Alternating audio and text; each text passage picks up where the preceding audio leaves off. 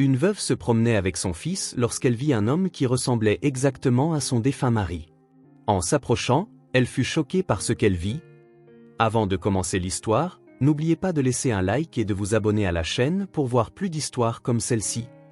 Laura Martins est née dans un endroit où le temps semblait avancer lentement.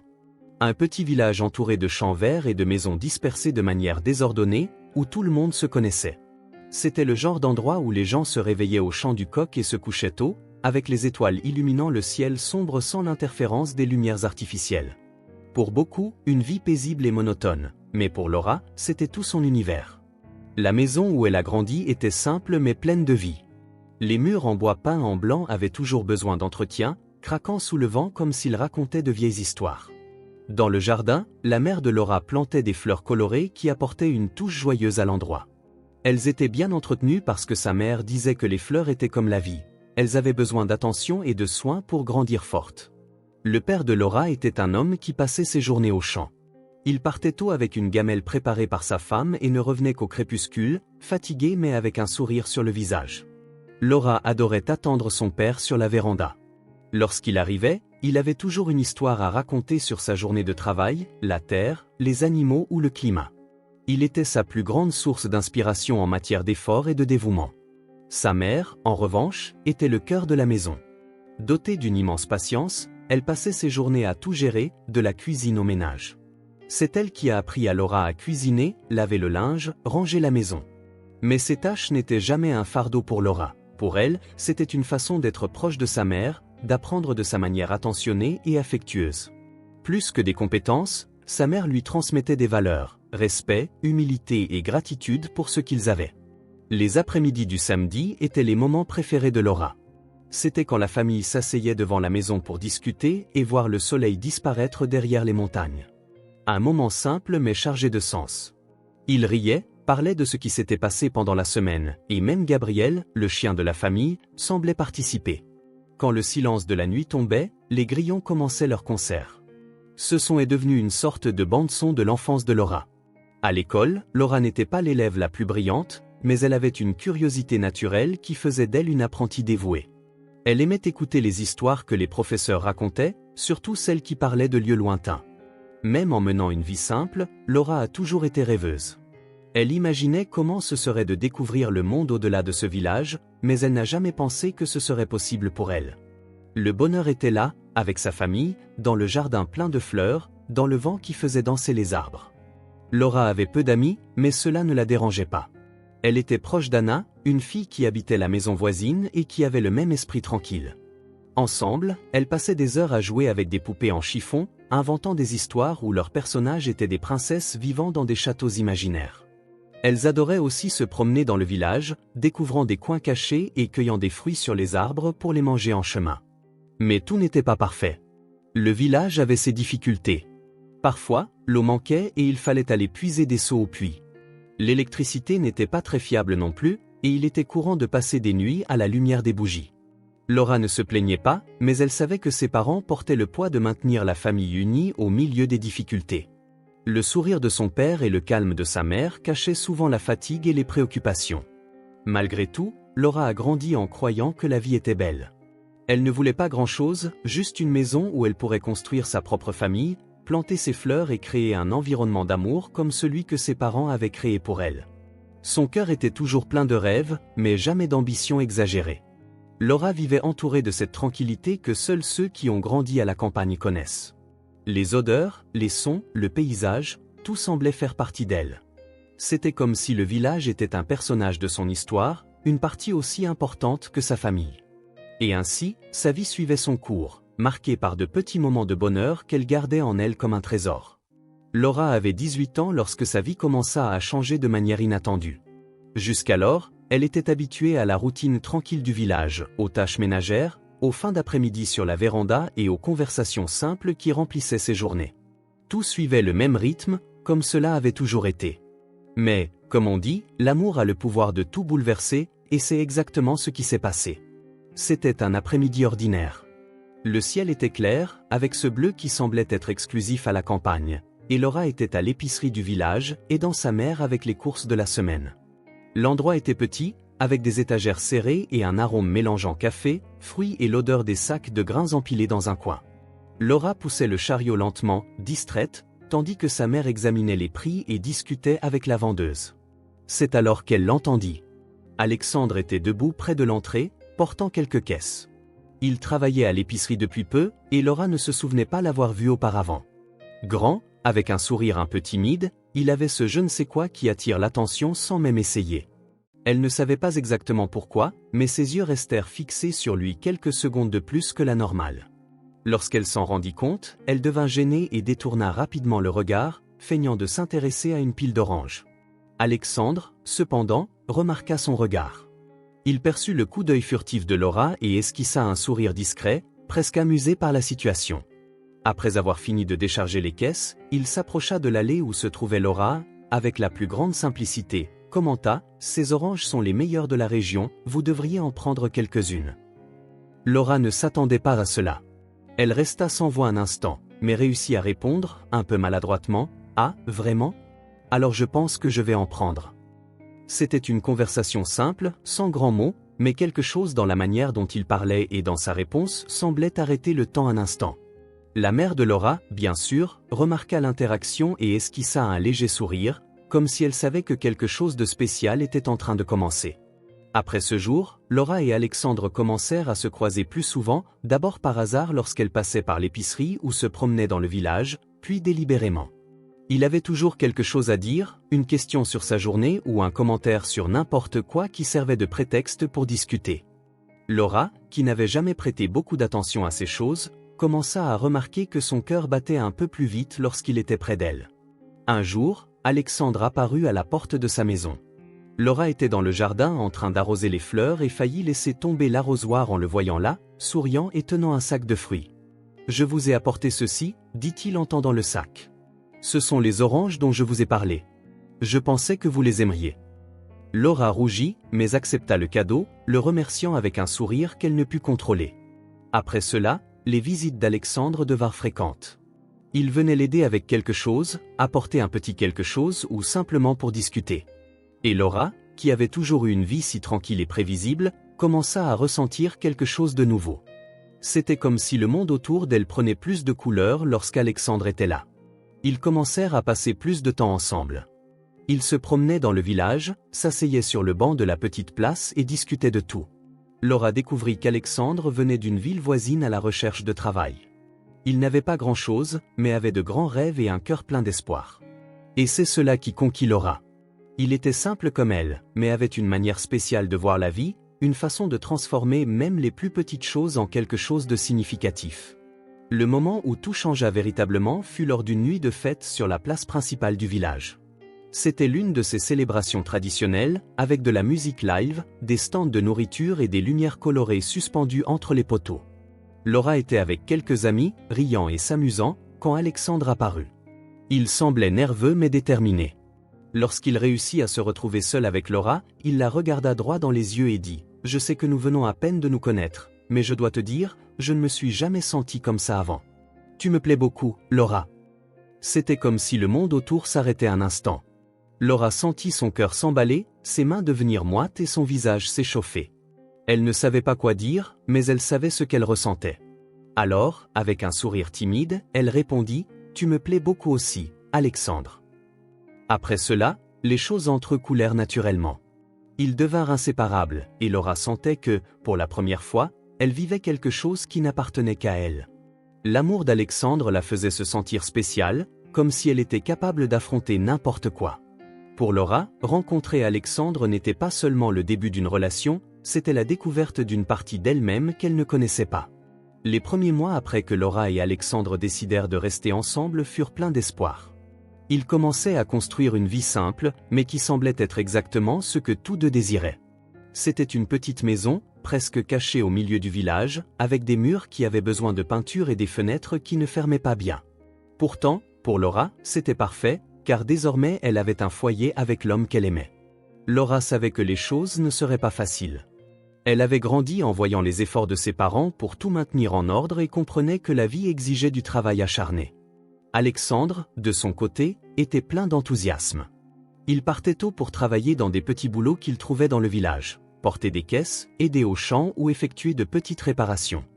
Il était travailleur, mais les gains n'étaient pas importants.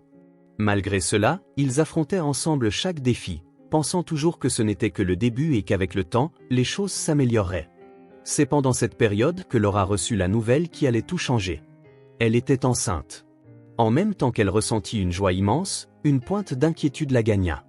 Ils avaient déjà si peu, et accueillir un enfant signifiait encore plus de responsabilités.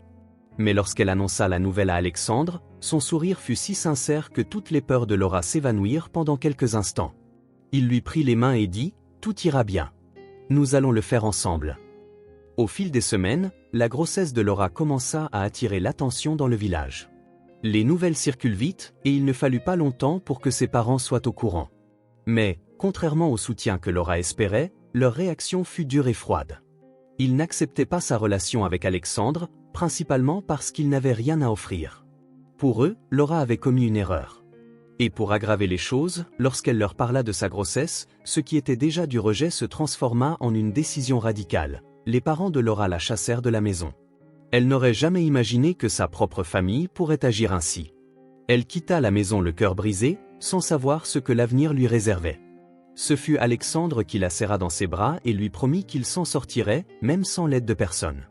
Sans option, ils emménagèrent dans une maison encore plus petite, pratiquement une cabane en périphérie du village. L'endroit était exigu, avec des meubles vieux et peu de commodités, mais c'était le seul endroit qui rentrait dans leur budget. Laura, désormais sans contact avec sa famille, passa ses journées à s'occuper de la maison et à se préparer pour l'arrivée du bébé. Malgré toutes les difficultés, elle gardait l'espoir que tout irait bien. Pendant ce temps, Alexandre travaillait de plus en plus. Il acceptait n'importe quel travail qui se présentait, souvent rentrant épuisé. Malgré ses efforts, l'argent ne semblait jamais suffire. Ils faisaient des miracles avec ce qu'ils avaient. Un plat de riz et de haricots était un motif de célébration, et la viande était un luxe rare. Laura, même enceinte, aidait comme elle pouvait, cousant des vêtements pour les voisins ou vendant des gâteaux maison. Mais au fil des mois, le poids des responsabilités commença à peser sur les épaules d'Alexandre. Il aimait Laura, mais ne pouvait ignorer la sensation d'échec qui le poursuivait. Il voyait d'autres hommes du village offrir plus à leur famille, tandis qu'il parvenait à peine à payer le strict nécessaire. L'insécurité grandissait, et il commença à s'éloigner émotionnellement, même s'il était toujours présent physiquement. Quand Gabriel naquit, ce fut comme si un rayon de lumière envahissait leur vie. Le petit apporta une joie indescriptible, et Laura semblait avoir trouvé un nouveau but. Elle regardait son fils et sentait que tout valait la peine. Alexandre fut également ému en tenant le bébé pour la première fois. Il promit à Laura qu'il ferait tout son possible et même l'impossible pour donner un avenir digne à leur fils. Mais les choses ne s'améliorèrent pas. Maintenant, avec un bébé, les dépenses augmentèrent. Alexandre commença à travailler encore plus d'heures, partant plus tôt et rentrant tard le soir. Laura, de son côté, se partageait entre s'occuper de son fils et essayer d'aider aux dépenses. Elle n'avait plus de temps pour elle-même, et la solitude commença à s'installer dans les moments où Alexandre était absent. Le lien entre eux, autrefois si plein de complicité, commença à changer. Alexandre parlait peu quand il rentrait, souvent trop épuisé pour discuter. Laura ressentait le manque des longues conversations, des moments simples où ils pouvaient rire ensemble. Elle savait qu'il était surmené, mais elle avait aussi besoin de lui. Gabriel était la chose la plus importante pour eux deux, mais s'occuper d'un bébé au milieu de tant de difficultés était également épuisant. Petit à petit, les sourires commencèrent à disparaître. Alexandre, qui était autrefois si optimiste, semblait désormais perdu. Il ne disait rien, mais Laura percevait dans son regard que quelque chose n'allait pas. Elle essayait d'entamer des conversations, mais il disait simplement qu'il était fatigué. Elle comprenait, mais cela ne diminuait pas la sensation que quelque chose leur échappait. Ce que Laura ne savait pas, c'est qu'Alexandre traversait une crise interne. Il sentait qu'il échouait en tant que mari et père. À 24 ans, il imaginait que sa vie serait différente, plus libre, moins chargée de responsabilités qui semblaient l'écraser. Il aimait toujours Laura, mais l'idée que sa vie ne serait que cette routine de travail acharné et de difficultés le consumait. Il se sentait piégé, mais n'avait pas le courage de l'admettre. Tandis que Laura croyait que leur amour serait suffisant pour surmonter n'importe quoi, Alexandre commençait à penser que peut-être ce n'était pas le cas. Et sans que Laura le sache, il commença à nourrir des idées qui allaient changer leur vie pour toujours. La vie de Laura et d'Alexandre semblait tourner en rond depuis la naissance de Gabriel. Tout commença à graviter autour des responsabilités et de la lutte pour payer les factures. C'était le travail, les tâches ménagères, s'occuper du bébé, et au milieu de tout cela, il semblait qu'il ne restait plus de temps pour autre chose.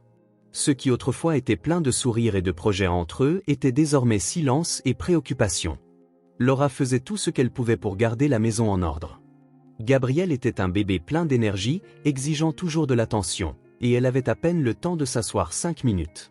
Quand Alexandre rentrait, elle était encore debout, terminant quelque chose dans la cuisine ou pliant les vêtements de Gabriel. C'était une routine qui la laissait fatiguée, mais elle ne se plaignait jamais, car elle savait qu'Alexandre était également épuisé par le travail.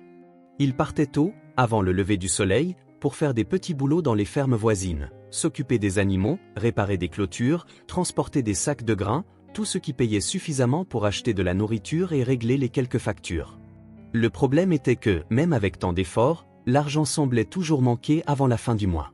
Peu à peu, cela commença à peser sur Alexandre. Il aimait Laura et Gabriel, mais ne pouvait s'empêcher de se sentir frustré. Chaque jour, il voyait plus clairement à quel point leur vie était difficile, et la sensation d'être coincé dans cette réalité commença à le submerger. Alexandre était jeune, seulement 24 ans, et au fond de lui, il sentait qu'il avait encore beaucoup à vivre. Il voyait d'autres hommes sortir au bar, rire avec des amis, tandis qu'il passait ses journées à épuiser son corps au travail et ses nuits à entendre les pleurs du bébé. Il n'en parlait pas, mais Laura remarquait que quelque chose n'allait pas. Alexandre était plus silencieux, semblait distant. Quand elle essayait de discuter, il disait que c'était juste la fatigue, mais elle savait que ce n'était pas seulement cela. Ils avaient à peine des moments pour eux-mêmes depuis la naissance de Gabriel.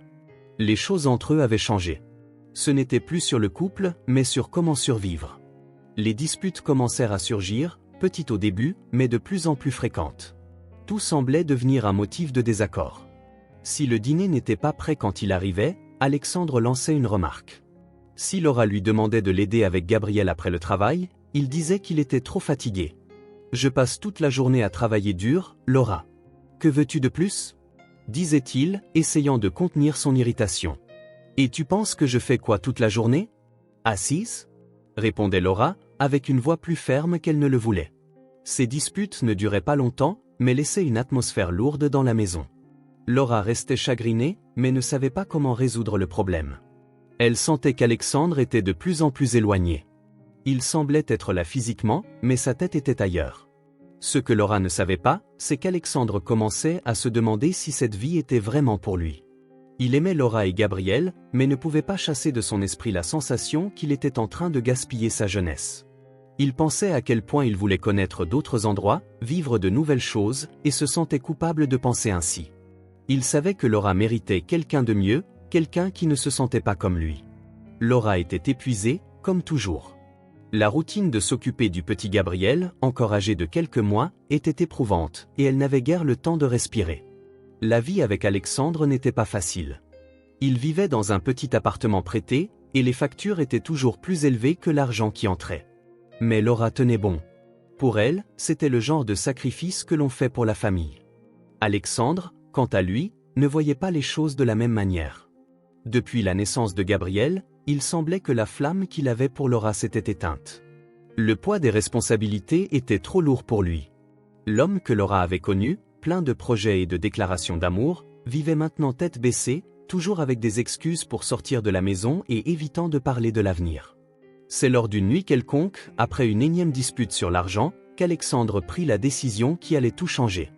Il était au travail, seul à son poste, quand il reçut l'appel d'un collègue, Marcos. L'homme était connu pour ses solutions créatives à des problèmes difficiles.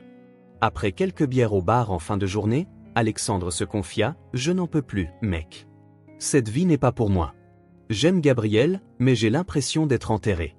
Laura mérite quelqu'un de mieux, et je ne sais pas, je veux disparaître. » Marcos écouta avec attention, prenant de petites gorgées de sa bière. Après quelques minutes, il se pencha en avant avec un sourire étrange. « Disparaître, hein ? Il y a des gens qui font ça. Laisse-moi te raconter un truc. » C'est ainsi que l'idée folle commença à prendre forme. Alexandre partirait quelques jours, soi-disant pour un voyage de travail. Pendant cette période, il mourrait dans un accident fictif. Le plan était simple, il paierait un homme, quelqu'un de confiance de Marcos, pour apporter la nouvelle à Laura. Alexandre disparaîtrait, recommencerait sa vie ailleurs, et laisserait Laura et Gabriel libres de continuer sans lui. Dans son esprit tordu, Alexandre pensait qu'il faisait cela pour Laura. Elle ira mieux sans moi. Je suis un poids. Elle s'en remettra, je le sais. Mais au fond, il savait que c'était de la pure lâcheté. Quand le jour arriva, Alexandre était étrangement calme. Il fit sa valise comme s'il s'agissait d'un voyage normal. Laura, occupée avec Gabriel, ne remarqua rien de différent dans son comportement. Il lui dit au revoir avec un baiser sur le front, murmurant un « je t'aime » qui sonnait creux. Pendant le voyage, Alexandre suivit le plan. Il rencontra Marcos et l'homme qui serait le messager de la tragédie. Avec l'argent déjà réglé, Alexandre laissa un court billet qui devait être remis à Laura. C'était une lettre générique, parlant de combien il l'aimait, mais que le destin avait d'autres plans. Après cela, Alexandre prit un bus pour une ville lointaine. Là, il aurait une nouvelle identité, un nouveau travail, et avec un peu de chance, une nouvelle vie. Laura reçut la nouvelle 2 jours plus tard. L'homme qui prétendait être un employé de l'entreprise d'Alexandre apparut à la porte de la maison avec une expression peinée.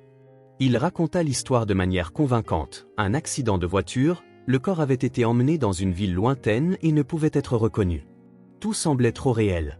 Le choc de Laura fut immédiat. Elle s'effondra au sol, serrant Gabriel contre sa poitrine. La douleur était si intense qu'elle semblait physique, un poids écrasant sur sa poitrine. Ne sachant que faire, elle pleura jusqu'à ne plus pouvoir. Pendant que Laura affrontait le deuil et tentait de se relever, Alexandre était déjà dans sa nouvelle vie. Il trouva un petit appartement dans une autre ville, commença un travail simple et garda la tête basse. Les premiers jours, il ressentit un étrange soulagement, comme s'il avait échappé à une prison. Mais quand la nuit tombait, la solitude frappait. Il pensait à Laura, pensait à Gabriel. Est-ce qu'ils allaient bien? Avait-il fait le bon choix? Il tentait d'éloigner ces questions, se convainquant que tout allait bien, mais au fond, il savait que le prix de la liberté était élevé, et qu'il commençait seulement à le payer. Les premiers jours après la supposée mort d'Alexandre furent comme un mauvais rêve dont Laura ne pouvait se réveiller. La sensation de vide semblait grandir chaque jour, surtout la nuit, quand elle regardait le petit Gabriel dormir dans le berceau improvisé à côté de son lit. Il n'était qu'un bébé, innocent de tout ce qui se passait, mais dépendait déjà complètement d'elle. Cette pensée était ce qui lui donnait la force de sortir du lit chaque matin, même avec le cœur serré et les yeux encore gonflés d'avoir tant pleuré. Dans ce village où tout semblait si petit, Laura sentait que le monde était devenu gigantesque et effrayant. Les gens chuchotaient dans les coins, certains disaient que c'était une tragédie qu'elle ait perdu son mari si jeune, d'autres, en silence, supposaient qu'Alexandre avait peut-être fui. Mais personne n'avait le courage de lui demander directement. Laura marchait dans le village, la tête baissée, évitant les regards, se concentrant uniquement sur le pas suivant. Tout semblait si incertain que même marcher semblait une tâche immense. Sans l'aide de ses parents, qui l'avaient rejetée, et maintenant sans Alexandre, Laura était vraiment seule au monde. Elle n'avait pas le temps de s'abandonner à la douleur, car elle devait penser à comment survivre. Le peu d'argent qu'ils avaient économisé était déjà sur le point de s'épuiser, et l'idée de manquer de tout avec un bébé dans les bras la terrifiait. Alors, un après-midi silencieux, tandis que Gabriel dormait, elle s'assit à la table avec un morceau de papier et un stylo qui écrivait à peine. Elle commença à lister tout ce qu'elle savait faire. Ce n'était pas grand-chose. Elle savait coudre, nettoyer, cuisiner, et avait un peu d'expérience en aidant des voisines avec de petits services. Mais à ce moment-là, Laura décida que ce serait suffisant. Elle n'avait pas le choix. Le lendemain, Laura se rendit à la boulangerie locale, où elle connaissait Donna Yvonne, une dame au grand cœur qui souriait toujours à Gabriel lorsqu'il passait par là. Laura demanda, avec toute l'humilité possible, si elle pouvait aider au nettoyage de l'endroit, même si ce n'était que pour quelques pièces. Donna Yvonne hésita au début, consciente des difficultés de la jeune mère, mais finit par accepter. Laura commença à travailler là dès le lendemain. Ce n'était pas un travail facile. Les matins étaient occupés à récurer le sol et nettoyer les tables, tandis que l'odeur du pain frais et du café remplissait l'air. Cette odeur rappelait à Laura des moments heureux avec Alexandre, mais elle n'avait pas le temps de se laisser emporter par les souvenirs. Au milieu du service, elle s'éclipsait toujours pour nourrir Gabriel, qui restait dans un coin improvisé avec une couverture et quelques jouets simples. Ce n'était pas l'idéal, mais c'était ce qu'elle pouvait faire. Au fil du temps, Laura trouva d'autres moyens de gagner de l'argent. Elle commença à coudre des vêtements pour les voisins, à faire de petites réparations, et même à préparer des plats maison pour ceux qui en avaient besoin. Ce n'était pas beaucoup, mais petit à petit, elle commença à se relever. Chaque pièce qu'elle gagnait était mise de côté dans une vieille boîte de biscuits qu'elle cachait au fond de l'armoire. C'était le fonds d'urgence pour elle et Gabriel, et voir l'argent s'accumuler, même lentement, lui donnait une sensation de contrôle. Gabriel, même si petit, semblait ressentir le poids de tout ce que sa mère traversait. Il était un bébé calme, pleurant rarement, et Laura en était reconnaissante. Chaque nuit, elle lui parlait pendant qu'elle cousait ou préparait les repas, comme s'il pouvait comprendre chaque mot. « Tu auras une belle vie, mon fils », disait-elle. « Je te promets que je te donnerai le meilleur. » Et même sans comprendre, Gabriel souriait, comme s'il croyait en cette promesse. Dans les mois qui suivirent, la vie commença à s'ajuster, mais non sans difficulté. Il y eut des jours où Laura dut choisir entre acheter de la nourriture pour elle ou pour Gabriel. D'autres fois, elle dut supporter la honte de demander de l'aide aux voisins. Mais chaque obstacle qu'elle surmontait la rendait plus forte. Laura commença à réaliser que, même sans Alexandre, même avec toutes les difficultés, elle était capable de s'occuper de son fils et de construire quelque chose pour eux. Il y avait des moments où la nostalgie revenait comme une vague, surtout la nuit, quand tout était silencieux et qu'elle pouvait entendre ses propres pensées.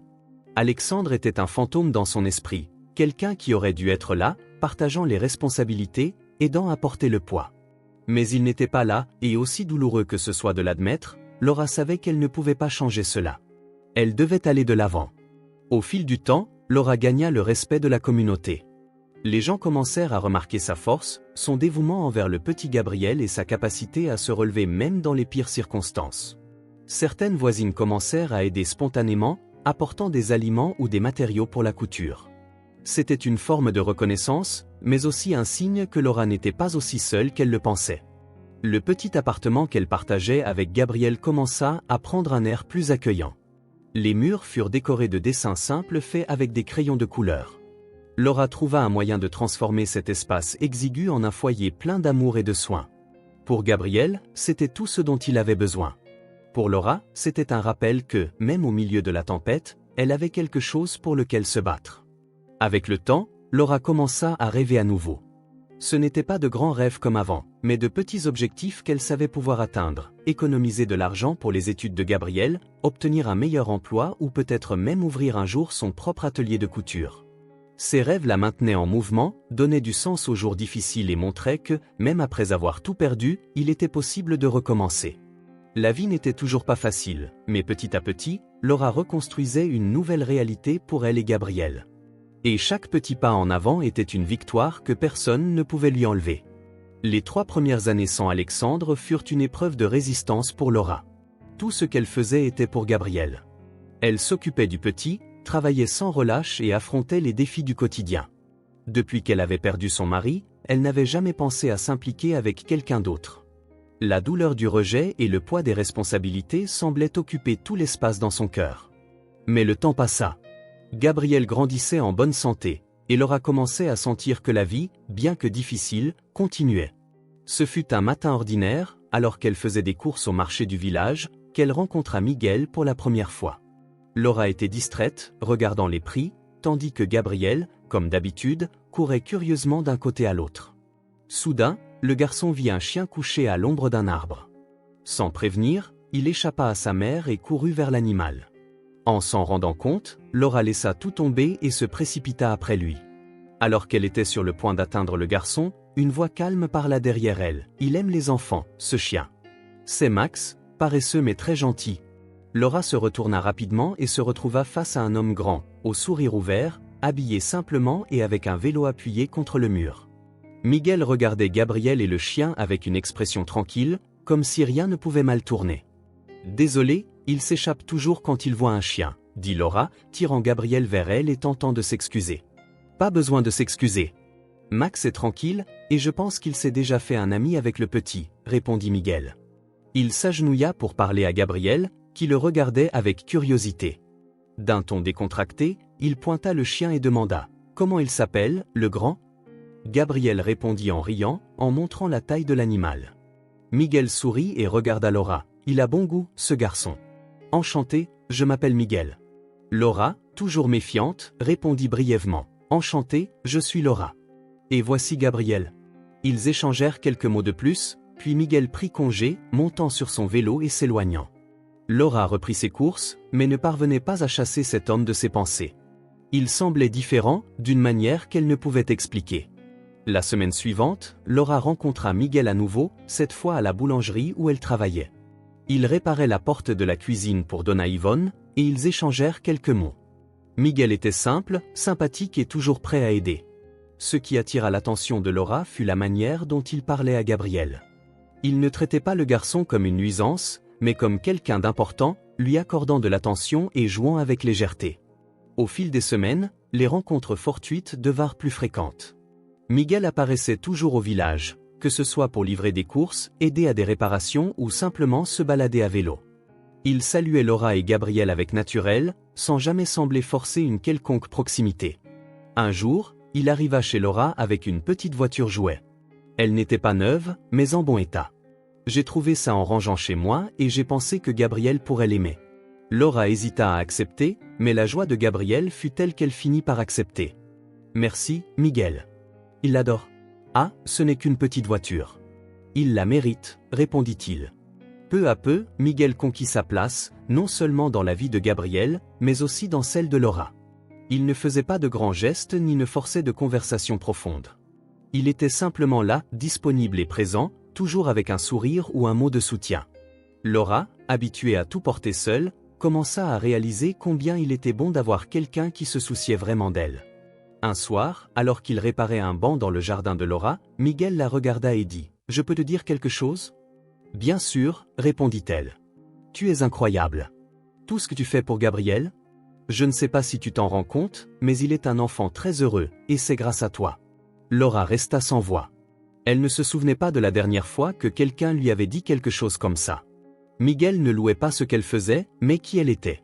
Cela la toucha profondément. « Merci, Miguel. Je fais juste ce que je peux. Et ce que tu fais est plus que suffisant. » Miguel retourna à son travail comme si de rien n'était, mais ce moment resta gravé dans l'esprit de Laura. Elle commença à réaliser qu'il était différent de toutes les personnes qu'elle avait connues. Miguel ne voulait rien en retour, il voulait juste être là, aidant de la manière qu'il pouvait. Avec le temps, Laura commença à envisager qu'il était peut-être possible de faire à nouveau confiance à quelqu'un. Miguel n'était pas seulement une bonne personne, il était un homme dont le cœur semblait assez grand pour elle et pour Gabriel. Et pour la première fois depuis des années, Laura se permit d'imaginer que l'avenir pourrait être plus léger que le passé. C'était un dimanche ensoleillé, du genre que Laura adorait. La journée était calme, et le petit Gabriel, âgé de 4 ans, courait joyeusement dans le parc de la ville. Miguel marchait à leur côté, attentif aux garçons, tenant un sac avec les pique-niques qu'ils avaient apportés. Pour Laura, ces moments étaient précieux. Après tout ce qu'elle avait traversé, elle sentait qu'elle vivait enfin des jours plus légers. Gabriel riait aux éclats en courant après un ballon, et Laura observait la scène avec un sourire. C'était simple, mais chargé de sens pour elle. Il n'y avait ni luxe ni excès, juste de l'amour et de la tranquillité. C'était tout ce qu'elle avait toujours voulu pour sa vie. Alors qu'ils se dirigeaient vers le lac du parc, Laura décida de s'asseoir sur un banc pour se reposer. Miguel resta debout, jouant avec Gabriel, qui insistait pour lancer le ballon le plus loin possible. Laura se détendit un moment, respirant profondément et sentant la brise sur son visage. Elle était en paix, jusqu'à ce que quelque chose d'inattendu se produise. De l'autre côté du parc, près d'une place animée, Laura vit un groupe de personnes riant et conversant. Elle n'y aurait pas prêté attention si ce n'était pour un visage qui lui semblait familier. Au début, elle pensa que c'était une coïncidence, peut-être quelqu'un qui ressemblait à quelqu'un de son passé. Mais lorsque cet homme se tourna et rit, quelque chose en elle se figea. C'était Alexandre. Le monde de Laura s'arrêta. Son cœur s'emballa, ses mains commencèrent à trembler et sa respiration devint difficile. Elle cligna des yeux plusieurs fois, pensant qu'elle pourrait être victime d'une illusion, mais ce n'était pas le cas. Il était là, debout, vivant et souriant comme si de rien n'était. Et pour aggraver les choses, il n'était pas seul. À ses côtés se trouvait une femme élégante, bien habillée, portant une robe coûteuse et des bijoux brillants sous le soleil. Alexandre semblait être une autre personne, quelqu'un que Laura ne reconnaissait presque pas, mais qu'elle ne pouvait ignorer. « Laura, tout va bien ?» La voix de Miguel résonna à côté d'elle, inquiet. Elle tourna le visage vers lui, encore incrédule face à ce qu'elle voyait. « Miguel, dit-elle d'une voix faible, pointant discrètement vers la place. « Regarde, c'est lui. » Miguel suivit le regard de Laura et mit quelques secondes à comprendre ce qu'elle voulait dire. Lorsqu'il réalisa enfin, son expression devint sérieuse. Il connaissait l'histoire d'Alexandre. Laura lui avait tout raconté dans un moment de confiance. Il savait combien la disparition d'Alexandre avait laissé des marques profondes dans la vie de Laura et de Gabriel. Mais maintenant, en voyant cet homme-là, comme si rien ne s'était passé, Miguel ressentit un mélange de surprise et d'indignation. « Tu en es sûr ?» demanda Miguel, fixant toujours la direction d'Alexandre. « C'est lui, j'en suis certaine », répondit Laura sans détourner le regard. Alexandre était distrait, riant et parlant avec la femme à ses côtés, sans remarquer que Laura l'observait de loin. La scène semblait surréaliste. Il avait feint sa mort, abandonné Laura et Gabriel, et maintenant il était là, vivant une vie apparemment luxueuse et insouciante. Laura sentit un mélange d'émotions qu'elle ne pouvait contrôler, colère, tristesse, choc, et surtout une sensation écrasante de trahison. Tandis qu'elle luttait pour subvenir seule aux besoins de Gabriel, Alexandre était là, clairement aisé et apparemment indifférent à ce qu'il avait laissé derrière lui. « Qu'est-ce que tu veux faire ?» demanda Miguel, respectant son espace mais laissant clairement entendre qu'il était à ses côtés, prêt à l'aider. Laura ne répondit pas immédiatement. Elle voulait courir vers Alexandre, crier, exiger des explications, mais en même temps, elle sentait que ses jambes étaient paralysées. Elle ne pouvait pas bouger. Tout ce qu'elle faisait était de regarder, tentant de comprendre la situation. « Je ne sais pas », répondit finalement Laura. « Je ne sais pas quoi faire. » Gabriel, inconscient de l'attention de sa mère, continuait à jouer avec le ballon. Miguel réalisa que Laura avait besoin d'un moment et posa une main sur son épaule. « Allons-y doucement. Il ne t'a pas vu. Tu n'as pas besoin de décider de quoi que ce soit maintenant. » Laura sentait qu'elle avait besoin de s'éloigner, mais en même temps, elle ne pouvait laisser les choses ainsi. L'image d'Alexandre aux côtés de cette femme riche semblait une affront à tout ce qu'elle avait traversé. « Je dois sortir d'ici. Je ne peux pas rester en ce lieu en sachant qu'il est là, » dit-elle finalement. Miguel acquiesça, prit Gabriel par la main et aida Laura à s'éloigner de la place. Sur le chemin du retour, elle resta silencieuse, les mots coincés dans sa gorge, revivant sans cesse cette scène dans sa tête. Chaque sourire d'Alexandre, chaque geste avec cette femme élégante, était comme un couteau dans son cœur. Une fois chez elle, Miguel aida Gabriel à prendre un bain et le mit au lit, tandis que Laura s'assit à la table, le regard perdu. Elle ne dormit pas cette nuit-là. Elle essayait, mais chaque fois qu'elle fermait les yeux, l'image d'Alexandre avec cette femme revenait avec force. C'était comme un cauchemar dont elle ne pouvait s'échapper, mais qui n'était pas un rêve. Il était là, vivant, et tout ce qu'elle avait cru ces dernières années semblait maintenant un mensonge. Assise à la table de la cuisine avec une tasse de thé froid qu'elle n'avait même pas touchée, Laura fixait le vide. Gabriel dormait paisiblement dans sa chambre, et Miguel, comme toujours, était là pour elle. Il ne dit rien jusqu'à ce qu'elle soit prête à parler, respectant le silence et le tourbillon qui, il le savait, agitait son esprit. Il était là, vivant, Miguel, comme si rien ne s'était passé, dit Laura finalement, brisant le silence. J'ai passé 3 ans à croire qu'il était mort, et maintenant ça ? Miguel acquiesça calmement. Il savait qu'elle avait besoin de se confier. Je dois connaître la vérité. Je dois comprendre ce qui s'est passé, continua Laura. Pourquoi il a fait ça ? Pourquoi il nous a laissés ? Miguel la regarda fermement. Et tu sauras, mais il faut que tu sois prête à affronter ce que tu pourrais découvrir, Laura. Ce ne sera pas facile. Laura le savait, mais en même temps, elle savait qu'elle ne pouvait pas continuer à vivre avec ce doute. Elle avait besoin de réponses. Alors, j'ai pris une décision. Je veux tout savoir, peu importe ce que ça implique. Miguel se pencha légèrement sur sa chaise, comme s'il savait déjà ce qu'il ferait.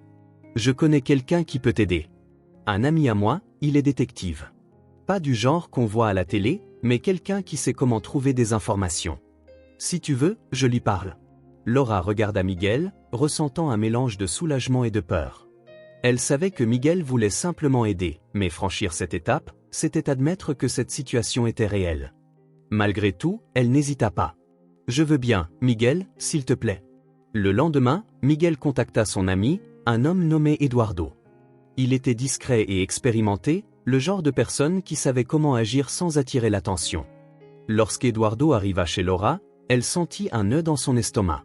Raconter son histoire à un étranger n'était pas facile, mais il l'écouta attentivement, sans l'interrompre. « Alors, vous voulez que je découvre où il est, avec qui il est, et pourquoi ?» demanda Eduardo une fois qu'elle eut fini. « Oui, je dois comprendre pourquoi il a fait ça, avec Gabriel et moi, » répondit Laura, tentant de contenir l'émotion dans sa voix. Eduardo acquiesça. cela prendra du temps, mais je vais découvrir. Je commencerai par enquêter sur l'endroit où il vit et avec qui, puis nous chercherons les raisons, d'accord? Laura hocha la tête, malgré sa nervosité. Il y avait quelque chose dans la confiance d'Eduardo qui la rassurait. Il semblait savoir ce qu'il faisait. Les jours suivants furent un mélange d'anxiété et d'attente.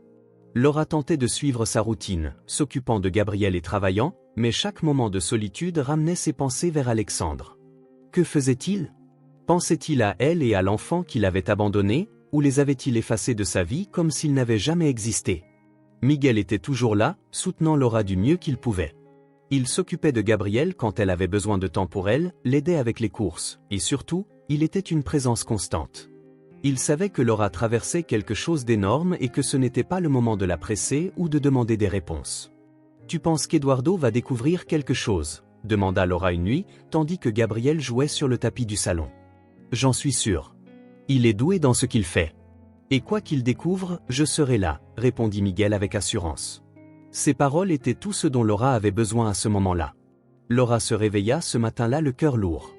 Les derniers jours avaient été difficiles, et les images d'Alexandre menant une vie de luxe occupaient encore son esprit. Chaque fois qu'elle y pensait, elle ressentait un mélange de colère et de tristesse. Gabriel jouait sur le tapis du salon, inconscient de tout, tandis que Miguel préparait le café dans la cuisine. Il était l'une des rares choses qui maintenaient Laura stable en ce moment. Peu après le petit déjeuner, un message d'Eduardo arriva. Il souhaitait rencontrer Laura pour lui parler des avancées de l'enquête. Laura savait que cela signifiait que d'autres pièces du puzzle allaient apparaître. Mais était-elle prête à les affronter? La réponse vint rapidement. Oui, elle devait faire face à la vérité, aussi douloureuse soit-elle. Miguel proposa de s'occuper de Gabriel pendant que Laura irait rencontrer Eduardo. Il s'agenouilla à côté d'elle avant qu'elle ne parte, lui prit la main et dit « Quoi qu'il te dise, souviens-toi que tu n'as pas à affronter cela seul. Je suis là ?» Ces mots donnèrent à Laura la force nécessaire. Elle lui adressa un léger sourire et quitta la maison. Eduardo la reçut dans un café simple en ville. Il avait la même expression sérieuse qu'avant, ce qui ne fit qu'accroître l'inquiétude de Laura. Lorsqu'elle s'assit, il sortit une grande enveloppe de son sac et la posa sur la table. « J'ai apporté tout ce que j'ai découvert. Je ne vais pas te mentir, Laura, ce n'est pas facile à entendre. Veux-tu que je t'explique ou préfères-tu lire ?» Laura prit une profonde inspiration, hésitant un instant avant de répondre. « Dis-moi, je préfère entendre. » Eduardo ouvrit l'enveloppe et en sortit quelques photos et documents. Il posa une des images devant Laura. C'était Alexandre, bien habillé, souriant, entrant dans une voiture de luxe. À ses côtés se trouvait Fernanda, la femme que Laura avait vue au parc. Elle s'appelle Fernanda Costa. Elle est entrepreneur et propriétaire d'une chaîne de magasins de vêtements dans plusieurs villes. Il y a environ 2 ans, Alexandre s'est marié avec elle. Ils vivent dans une grande maison dans une autre ville. Il se présente comme son associé, mais en pratique, c'est elle qui finance leur train de vie. En gros, il vit grâce à elle. Laura sentit une boule dans la gorge en entendant ces mots. Alors qu'elle luttait pour nourrir Gabriel, Alexandre menait la vie d'un homme riche et insouciant. Elle tenta de rester calme, mais sa voix trembla. Il n'a jamais essayé de savoir pour Gabriel? Il n'a jamais parlé de nous? Eduardo secoua la tête. D'après ce que j'ai découvert, il n'a jamais mentionné votre existence à qui que ce soit. Il se présente comme un homme sans passé. Il semble que, pour lui, vous n'avez jamais existé. Ces mots frappèrent Laura comme un coup. Des larmes commencèrent à couler sur son visage, mais elle ne fit rien pour les essuyer. Eduardo continua avec précaution. J'ai aussi découvert pourquoi il a feint sa mort. Alexandre avait beaucoup de dettes à l'époque. Il devait de l'argent à des gens dangereux, et disparaître était un moyen d'échapper à tout cela. C'est Marcos, son ami, qui l'a aidé à tout planifier. Après sa disparition, Alexandre a utilisé l'argent que Fernanda a investi en lui pour se stabiliser. En gros, il vous a échangé contre une nouvelle vie. Laura sentit la colère monter en elle. Ce n'était pas seulement une trahison, c'était le fait qu'Alexandre avait tout fait de manière calculée. Il n'avait pas simplement fui, il avait décidé que sa famille était dispensable. Alors c'est ça? Il a feint sa mort parce que c'était plus facile que de gérer la vie qu'il avait, demanda Laura, la voix chargée de douleur. Eduardo acquiesça. C'est ça. Mais maintenant, il va bien, et il ne semble pas avoir l'intention de revenir sur le passé. Laura resta silencieuse un moment, tentant d'absorber tout cela. La personne qu'elle avait aimée, avec qui elle avait rêvé de fonder une famille, avait simplement décidé qu'elle et Gabriel n'étaient plus importants. Et il avait continué sa vie comme si de rien n'était. Lorsque Laura rentra chez elle après avoir entendu tout ce qu'Eduardo avait découvert, elle avait l'impression que le sol s'était dérobé sous ses pieds. Elle savait que la vérité serait difficile, mais rien ne pouvait la préparer à l'impact réel d'apprendre comment Alexandre avait reconstruit sa vie en les effaçant complètement, elle et Gabriel. En entrant dans le salon, elle sentit son cœur se serrer comme si quelque chose en elle s'était brisé pour de bon. Gabriel était sur le tapis, entouré de jouets, riant des pitreries de Miguel. Il regarda sa mère et lui sourit innocemment, sans comprendre ce qu'elle ressentait. Laura s'efforça de lui rendre son sourire, mais son visage semblait figé. Miguel remarqua que quelque chose n'allait pas. Il ne dit rien sur le moment, mais ses yeux exprimaient ce qu'il fallait, du soutien. Il était là, et elle savait qu'elle pouvait compter sur lui. Elle ne voulut pas parler immédiatement. Elle s'assit en silence sur le canapé, regardant Gabriel jouer. Ses pensées étaient en ébullition. Comment Alexandre avait-il pu faire ça? Non seulement il les avait quittés, mais il avait choisi de faire comme s'il n'avait jamais existé. Tandis qu'elle luttait chaque jour pour assurer que Gabriel ait à manger, il vivait entouré de luxe avec une autre femme, comme s'il était un homme complètement différent. Laura savait qu'elle devait être forte pour Gabriel, mais elle ne pouvait ignorer la tempête d'émotions qui la submergeait. Plus tard, quand Gabriel dormait et que la maison était silencieuse, Laura craqua finalement. Assise à la table de la cuisine, elle laissa les larmes couler. Miguel s'approcha et prit place à côté d'elle. Il ne dit rien, attendant que Laura commence. Il nous a effacés, Miguel. Comme si nous n'avions jamais existé. Comment quelqu'un peut-il faire ça? Dit-elle, la voix pleine de douleur. Miguel se pencha en avant, l'expression sérieuse mais toujours calme. Je ne sais pas, Laura.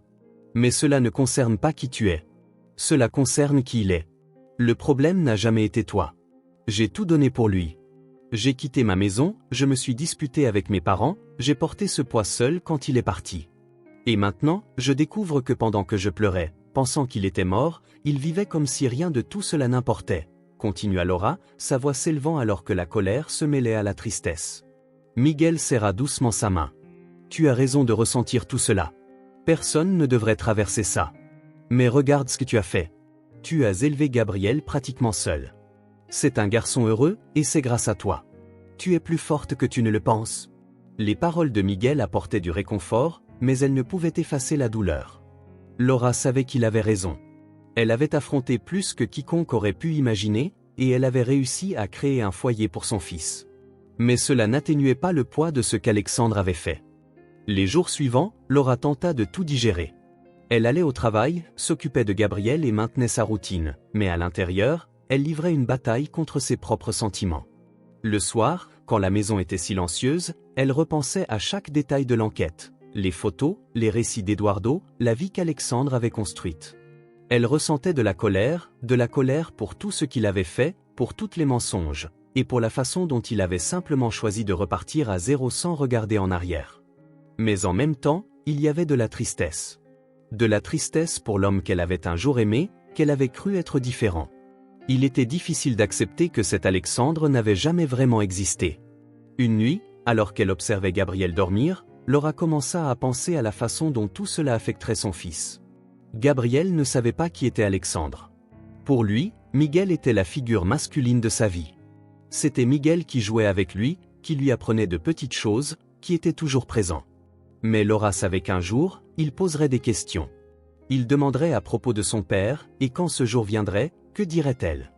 Elle s'assit sur le canapé et mit sa tête entre ses mains. C'était un fardeau énorme à porter seule. Comment expliquer à Gabriel que son père avait choisi une autre vie? Comment protéger son fils d'une vérité si cruelle? Ce fut alors que Miguel entra dans le salon. Il remarqua l'expression de Laura et s'assit à côté d'elle sans rien dire au début. Après un moment, il dit « Tu penses à Gabriel, n'est-ce pas ?» Laura hocha la tête sans lever les yeux. Un jour, il va demander « Miguel » et je ne sais pas quoi lui dire. Je ne veux pas qu'il souffre. Miguel posa une main sur son épaule. Tu sauras quoi dire quand le moment viendra. Mais tu sais ce qui est le plus important? Il saura qu'il t'a toujours eu et que tu n'as jamais abandonné, pas une seule seconde. Les paroles de Miguel apportèrent un peu de paix à Laura. Elle réalisa qu'un père comme Alexandre n'avait pas sa place dans leur vie et que ce qu'elle lui offrait était plus que suffisant. Laura ressentait l'impact de la trahison. C'était une douleur qui ne disparaîtrait pas du jour au lendemain. Mais elle savait aussi que cette douleur ne la définirait pas. Alexandre avait choisi son chemin, et elle avait choisi le sien. Et le chemin de Laura était avec Gabriel et Miguel, construisant une vie basée sur l'amour et la vérité. Elle regarda Miguel et lui sourit légèrement. « Merci pour tout. » Miguel lui rendit son sourire. Laura savait qu'elle ne pouvait plus ignorer la vérité. Après tout ce qu'elle avait découvert sur Alexandre, elle sentait qu'elle devait agir, non pas par vengeance ou pour régler des comptes personnels, mais pour Gabriel. Son fils méritait justice, méritait d'être reconnu, même si Alexandre avait choisi une autre vie. Ce matin-là, alors que Laura regardait Gabriel jouer dans le jardin, quelque chose changea en elle. Elle avait toujours été quelqu'un qui supportait tout en silence, qui portait le poids seul. Mais maintenant, il ne s'agissait plus seulement d'elle. Il s'agissait de garantir que Gabriel ait ce qui lui revenait de droit, de lui offrir la sécurité que Laura n'avait jamais eue quand Alexandre était dans sa vie. Elle se tourna vers Miguel, qui était assis sur un banc non loin, réparant un jouet cassé de Gabriel. Il la regarda, remarquant la détermination sur son visage. « Miguel, j'ai pris une décision. » Il posa ce qu'il faisait et s'approcha d'elle. « Dis-moi ce dont tu as besoin. » Laura prit une profonde inspiration avant de répondre « Je vais intenter une action en justice contre Alexandre. Je veux qu'il soit obligé de payer une pension pour Gabriel, et je veux qu'il réponde de ce qu'il a fait. » Miguel acquiesça sans hésiter. « Je m'en doutais, et je suis avec toi. » Laura ressentit un soulagement en entendant ces mots. Miguel avait toujours été à ses côtés, mais savoir qu'il soutenait sa décision était important. Elle savait que ce ne serait pas un chemin facile, mais elle était prête. Les jours suivants, Laura commença à organiser tout ce dont elle avait besoin. Eduardo l'aida avec les documents et les informations importantes sur Alexandre, y compris son adresse, les biens qu'il possédait et des preuves de sa nouvelle vie. C'était étrange de voir tout cela sur papier, comme une liste organisée de ce qu'il avait laissé derrière lui. Avec l'aide d'un avocat recommandé par Eduardo, Laura entama la procédure judiciaire. L'avocat expliqua qu'en plus de la pension alimentaire pour Gabriel, il pouvait demander une compensation financière pour l'abandon. Laura resta silencieuse un moment avant d'accepter. Il ne s'agissait pas d'argent, mais de responsabilité. Le processus commença, et Laura savait que cela signifierait affronter Alexandre à un moment donné. Cette idée la rendait nerveuse. Penser à le revoir après tout ce qui s'était passé était quelque chose qui la bouleversait profondément. Mais encore une fois, elle se rappela qu'elle le faisait pour Gabriel. Un jour, alors qu'elle préparait le dîner, Laura s'assit à la table avec Miguel. Il remarqua qu'elle était agitée. « Qu'y a-t-il, Laura ?» demanda-t-il en posant sa main sur la sienne. « Je sais que c'est la bonne chose à faire, Miguel, mais je ne peux m'empêcher d'avoir peur de l'affronter. Je ne sais pas comment je vais réagir quand je serai face à lui. » Miguel la regarda avec détermination. « Tu n'es pas seule, Laura. Et tu n'es plus la même personne qu'avant. Il a peut-être choisi de t'abandonner, mais toi, tu as choisi de te battre, et cela te rend bien plus forte qu'il ne le sera jamais. » Les paroles de Miguel furent comme un baume pour Laura. Elle savait que le chemin serait difficile, mais elle se sentait plus prête à l'affronter. Le premier contact officiel avec Alexandre eut lieu par le biais des avocats lorsqu'il fut assigné. Sa réaction fut rapide. Eduardo apprit qu'Alexandre tenta de tout nier, mais les preuves étaient claires. Il n'avait aucun moyen d'échapper à ses responsabilités. Malgré cela, Alexandre essaya de gagner du temps, demanda des reports, inventa des excuses, mais le processus continua. Laura ressentait l'anxiété grandir à chaque nouvelle étape du procès. Chaque fois qu'une nouvelle lettre du tribunal arrivait, son cœur s'emballait. Mais Miguel était toujours là, prêt à lui tenir la main ou à lui offrir une étreinte quand elle en avait le plus besoin. C'est un jeu pour lui, Laura, mais pour toi, il s'agit de faire ce qui est juste. Ne le laisse pas t'ébranler, dit Miguel lors d'un moment de tension. Laura savait que Miguel avait raison. Alexandre pouvait essayer de fuir, mais il ne pourrait pas échapper éternellement. Le jour de la confrontation arriva comme une tempête que Laura savait devoir affronter. Depuis qu'elle avait décidé de poursuivre Alexandre, elle savait que ce moment était inévitable. Mais l'idée de le confronter faisait toujours trembler ses mains. Ce matin-là, alors qu'elle se préparait à partir, Gabriel dormait dans sa chambre, inconscient de la tension. Miguel était dans la cuisine, préparant du café, et en la voyant nerveuse, il posa une main sur son épaule. « Rappelle-toi, Laura, ce n'est pas pour lui, c'est pour Gabriel. Tu fais ce qui est juste. » Elle prit une profonde inspiration, acquiesça et quitta la maison avec son avocat. Le chemin jusqu'au tribunal fut long, non pas en distance, mais à cause des montagnes russes émotionnelles qu'elle ressentait. Colère, anxiété, peur, mais surtout une détermination qui grandissait en elle. Laura n'était plus la femme qu'Alexandre avait laissée derrière. Elle s'était reconstruite, et maintenant elle était là pour affronter l'homme qui avait essayé de l'effacer de sa propre vie. En entrant dans la salle d'audience, le cœur de Laura battait la chamade. Alexandre était déjà là, assis aux côtés de son avocat. Il semblait différent, mais le regard qu'elle connaissait était toujours là, un regard qui maintenant ne pouvait soutenir le sien. Alexandre détourna le visage, comme mal à l'aise. Laura, cependant, garda la tête haute. Elle n'allait pas montrer de faiblesse, pas cette fois. Les premières minutes furent des formalités. Le juge lut les points du procès, et les avocats commencèrent à présenter leurs arguments. L'avocat de Laura montra comment Alexandre avait abandonné sa famille, feint sa propre mort, et passé des années sans apporter aucun soutien au fils qu'il avait laissé derrière lui. Laura observait tout en silence, ressentant le poids de chaque mot. Puis vint le moment pour Alexandre de parler. Il se leva, visiblement mal à l'aise, et tenta de justifier ses actions. J'étais dans une situation difficile. Je ne savais pas comment gérer tout ça. J'avais des dettes, des problèmes, et j'ai pensé que disparaître serait la meilleure solution pour tout le monde.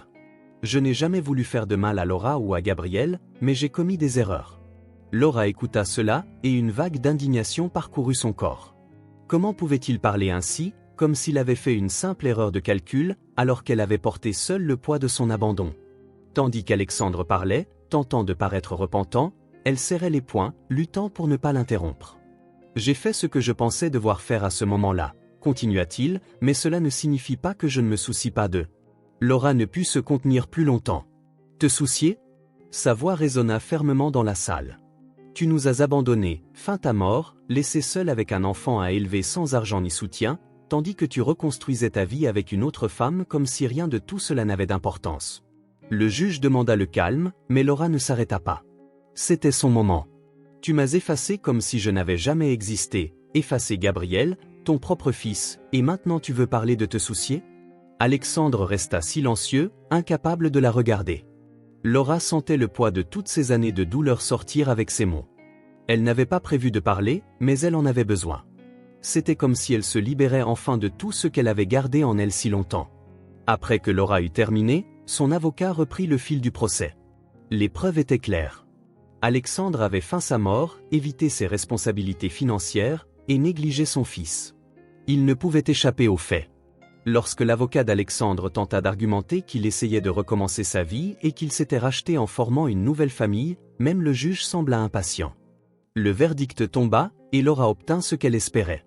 Alexandre fut condamné à verser une pension à Gabriel et à la dédommager financièrement pour les années d'abandon. Pour elle, l'argent n'était pas le plus important. Ce qui comptait vraiment, c'était la sensation que, enfin, Alexandre était tenu responsable de ses actes. En quittant la salle d'audience, Laura se sentit plus légère, mais aussi épuisée. Dans le couloir, elle croisa Alexandre. Il tenta de lui parler, mais elle le coupa, il n'y a plus rien à dire. Gabriel n'a pas besoin de toi. Il m'a moi, et j'ai toujours été suffisante pour lui. Alexandre resta immobile, sans réponse, tandis que Laura continuait son chemin. Elle n'avait plus besoin de lui ni de ses excuses. Elle avançait avec Gabriel et Miguel, et il n'y avait plus de place pour Alexandre dans sa vie. De retour à la maison, Laura trouva Miguel qui l'attendait. Il était assis sur le canapé, lisant un livre à Gabriel, qui riait des voix amusantes que Miguel faisait. En la voyant entrer, Miguel se leva. « Alors » demanda-t-il. Laura sourit légèrement. « C'est fini. Il va devoir assumer les conséquences. » Miguel lui rendit son sourire et la prit dans ses bras. Gabriel, voyant sa mère, courut vers elle et se jeta dans ses bras. À cet instant, Laura réalisa que, malgré toute la douleur qu'Alexandre avait causée, elle avait gagné.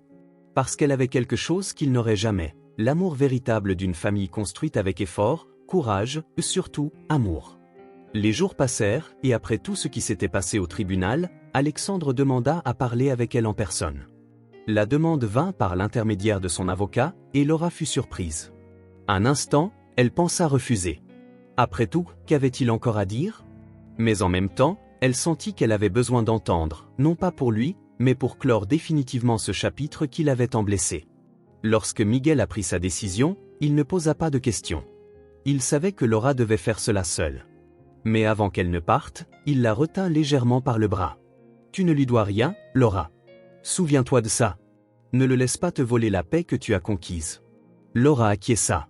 Les paroles de Miguel avaient toujours le don de lui donner de la force, et c'est avec cette force qu'elle alla rencontrer Alexandre. Ils se donnèrent rendez-vous dans un café de la ville voisine. Laura arriva tôt, s'assit à une table dans un coin et commanda un café. Elle était nerveuse mais déterminée. Elle n'allait pas laisser Alexandre dicter le ton de la conversation. Lorsqu'il arriva, il ressemblait au même homme qu'elle avait vu au tribunal, bien habillé mais avec un air de fatigue. Peut-être, pour la première fois, il lui parut plus petit à ses yeux. Alexandre hésita un instant avant de s'asseoir. « Merci d'être venue, Laura. » Elle ne répondit pas immédiatement, le regardant avec une expression sérieuse. Après quelques secondes, elle dit « Je suis venue parce que je veux entendre ce que tu as à dire, mais sois direct. » Alexandre déglutit. Il joua avec sa tasse de café qu'il avait commandée mais ne but pas.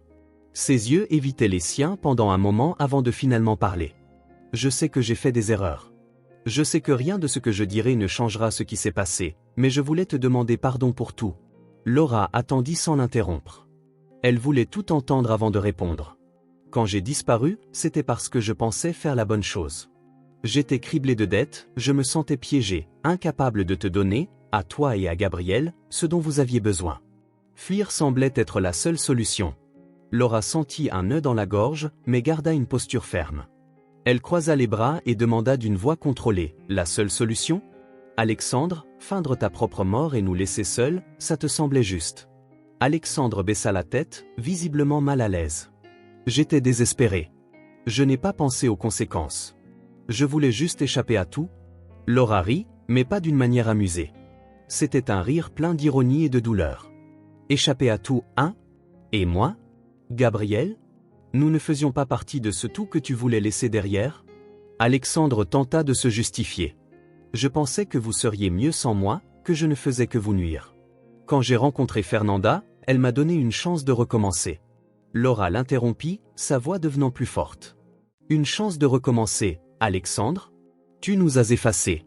Ce n'était pas juste une erreur, c'était un choix. Tu as choisi de nous abandonner, choisi le luxe, la vie facile, pendant que j'élevais notre fils seul, comptant les pièces pour lui donner à manger. Et maintenant, tu penses qu'une demande de pardon va tout changer ? » Alexandre resta silencieux, ne sachant quoi dire. Pour la première fois, il semblait comprendre la gravité de ses actes, mais c'était trop tard. La conversation continua, mais Alexandre n'avait rien de nouveau à offrir. Il parla de regrets, de comment les choses auraient pu être différentes, mais Laura réalisa que tout cela concernait plus lui-même qu'elle et Gabriel. Il voulait soulager sa culpabilité, mais ne voulait pas vraiment affronter les conséquences de ce qu'il avait fait. Lorsque Laura se leva finalement pour partir, elle le regarda une dernière fois et dit « Tu as fait un choix, Alexandre, et tu as choisi de nous abandonner. Mais j'ai aussi fait mon choix. J'ai choisi de me battre, d'aller de l'avant, de donner à Gabriel une vie digne, même sans toi. Et tu sais quoi ? J'ai réussi. Parce que nous n'avons jamais eu besoin de toi, et nous n'avons pas besoin de toi maintenant. » Alexandre tenta de répondre, mais Laura ne lui en laissa pas le temps. Elle prit son sac, paya son café et quitta le café. En marchant vers la voiture, elle ressentit un mélange d'émotions, tristesse, colère, mais aussi soulagement. Elle savait qu'à cet instant, elle avait mis un point final définitif à cette histoire. Alexandre ne faisait plus partie de sa vie et ne le ferait jamais. En rentrant chez elle, elle trouva Miguel et Gabriel dans le salon. Gabriel était tout excité, montrant un dessin qu'il avait fait, tandis que Miguel l'aidait à ranger ses jouets. En voyant Laura, Gabriel courut vers elle et la serra fort dans ses bras. « Regarde, maman, j'ai dessiné nous trois, toi, moi et Miguel. » Laura prit le dessin et sourit. C'était simple, mais chargé de sens. Sur le papier, ils étaient tous les trois, main dans la main. C'était tout ce qui comptait vraiment. Elle s'agenouilla, embrassa le front de Gabriel et dit « C'est magnifique, mon chéri. C'est notre famille. » Miguel s'approcha avec son sourire calme habituel. « Tout va bien ?» demanda-t-il, observant le visage de Laura. Elle le regarda avec gratitude. « Oui, maintenant ça va. » Laura savait qu'il n'avait pas été facile d'arriver jusqu'ici, mais elle savait aussi que le pire était derrière elle. À partir de ce moment, elle était libre d'aller de l'avant sans porter le poids du passé. L'avenir était à elle, à Gabriel et à Miguel. Et enfin, elle sentait qu'elle était exactement là où elle devait être. C'était une après-midi tranquille. Laura était dans la cuisine en train de couper des fruits, tandis que Gabriel jouait dans le jardin avec Miguel. La paix de ce moment fut interrompue par le son inattendu de la sonnette. Elle s'approcha de la porte, s'essuyant les mains avec un torchon, sans savoir qui cela pouvait être. En ouvrant, elle sentit son cœur se serrer. Alexandre était là, avec un regard mêlant fatigue et détermination. « Que veux-tu » demanda Laura, tenant fermement la poignée de la porte. « Je sais que je suis la dernière personne que tu souhaites voir, mais… » Alexandre hésita, prenant une profonde inspiration. « Je veux voir Gabriel une dernière fois. Je veux lui dire au revoir. » Laura resta immobile, ressentant un mélange de colère et de surprise. Que espérait-il accomplir? Il avait déjà eu d'innombrables occasions d'être un père et avait échoué à toutes. « Tu penses pouvoir apparaître comme ça, après tout ce qui s'est passé ?» répondit-elle, sa voix aussi dure que de l'acier. « Tu ne réalises pas que cela peut encore plus perturber Gabriel ?» Alexandre baissa les yeux. « Je comprends, et tu as raison. Mais, il mérite d'entendre de ma part que ce qui est arrivé n'est pas de sa faute, que je suis responsable de tout.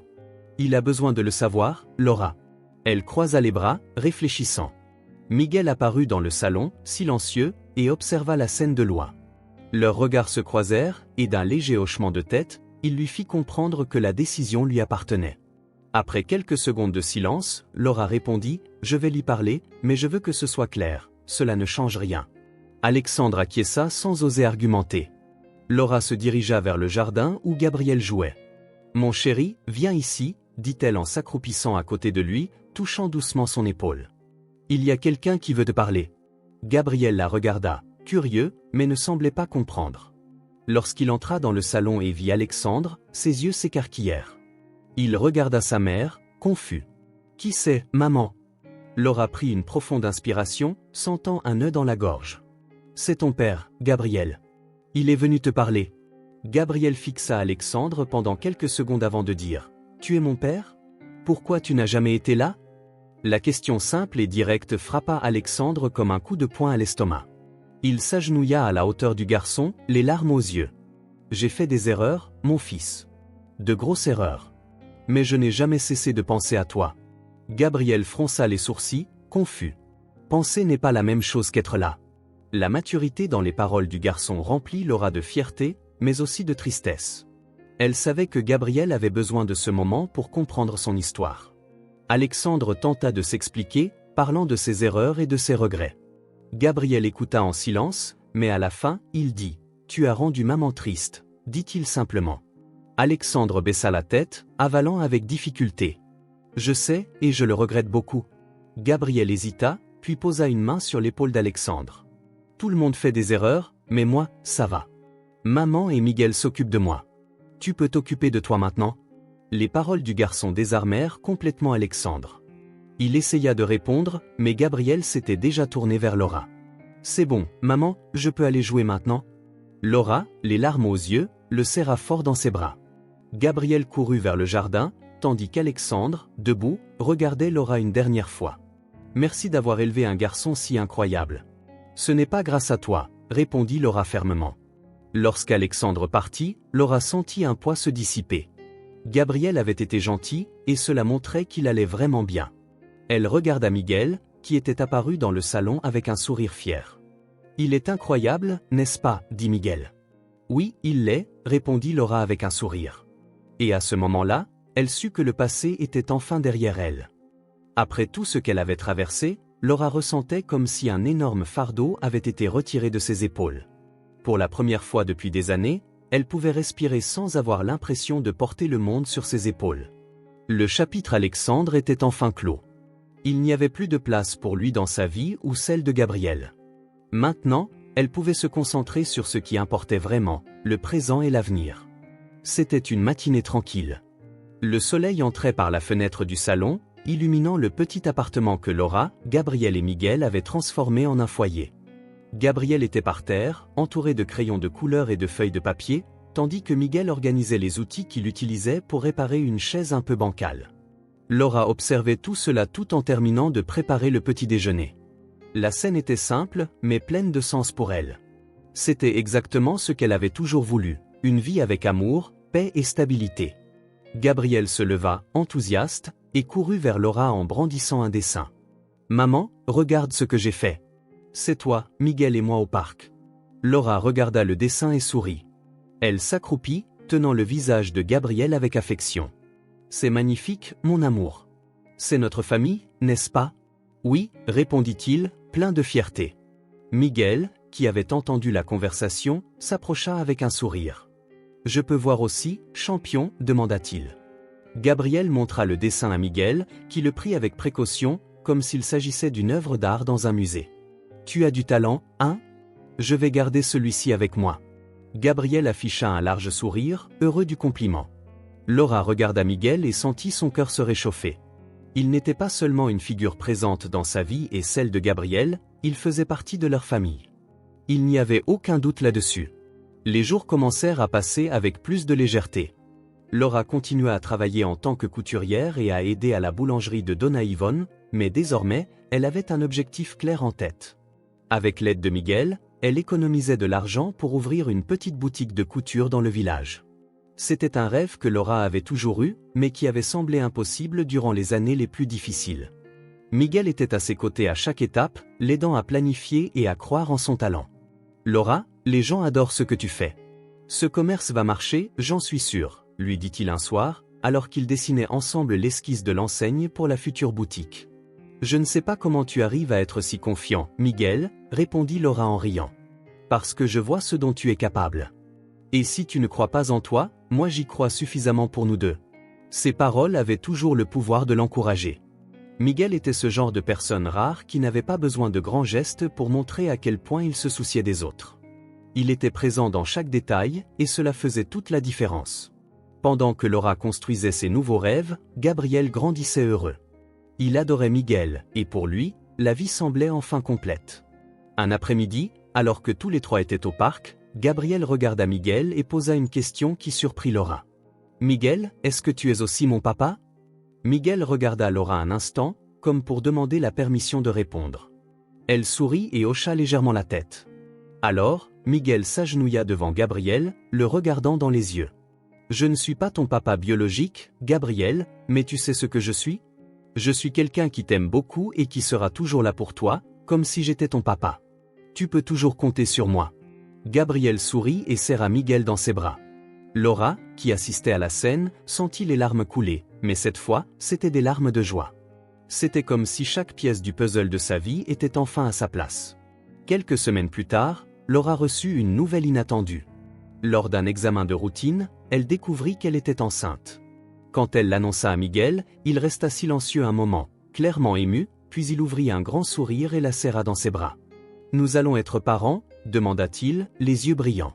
« Oui, nous allons être parents », répondit Laura, en riant et en pleurant en même temps. Miguel prit Gabriel dans ses bras et lui annonça la nouvelle. Le garçon fut ravi, imaginant déjà comment ce serait d'avoir un petit frère ou une petite sœur avec qui jouer. La nouvelle apporta encore plus de joie dans leur maison, et Laura réalisa que sa vie prenait un nouveau sens. Elle n'était pas seulement en train de reconstruire son avenir, elle créait quelque chose de complètement nouveau. Avec le temps, la boutique de couture de Laura vit enfin le jour. C'était un espace simple, mais plein de personnalité.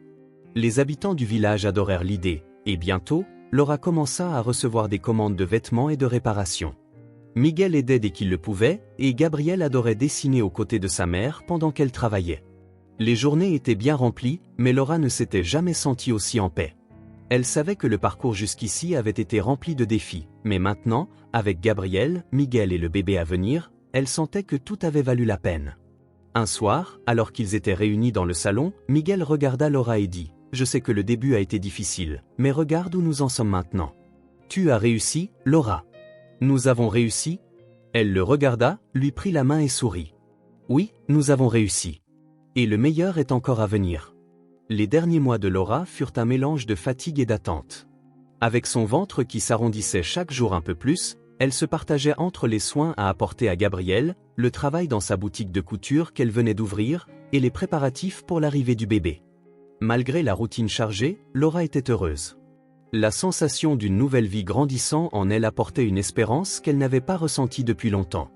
Gabriel, enthousiaste à l'idée d'être un grand frère, tenait à aider. Il se proposait pour porter les sacs lors des courses, aider Miguel à monter le berceau dans la chambre du bébé, et posait presque quotidiennement des questions sur ce que ce serait quand sa petite sœur arriverait. « Maman, tu penses qu'elle aimera jouer au super-héros avec moi ? Parce que j'ai déjà un plan. Je vais être le meilleur grand frère du monde, disait-il, les yeux brillants. Laura riait des élans enthousiastes de son fils. Tenho certeza de que ela vai adorar brincar comme você, Gabriel.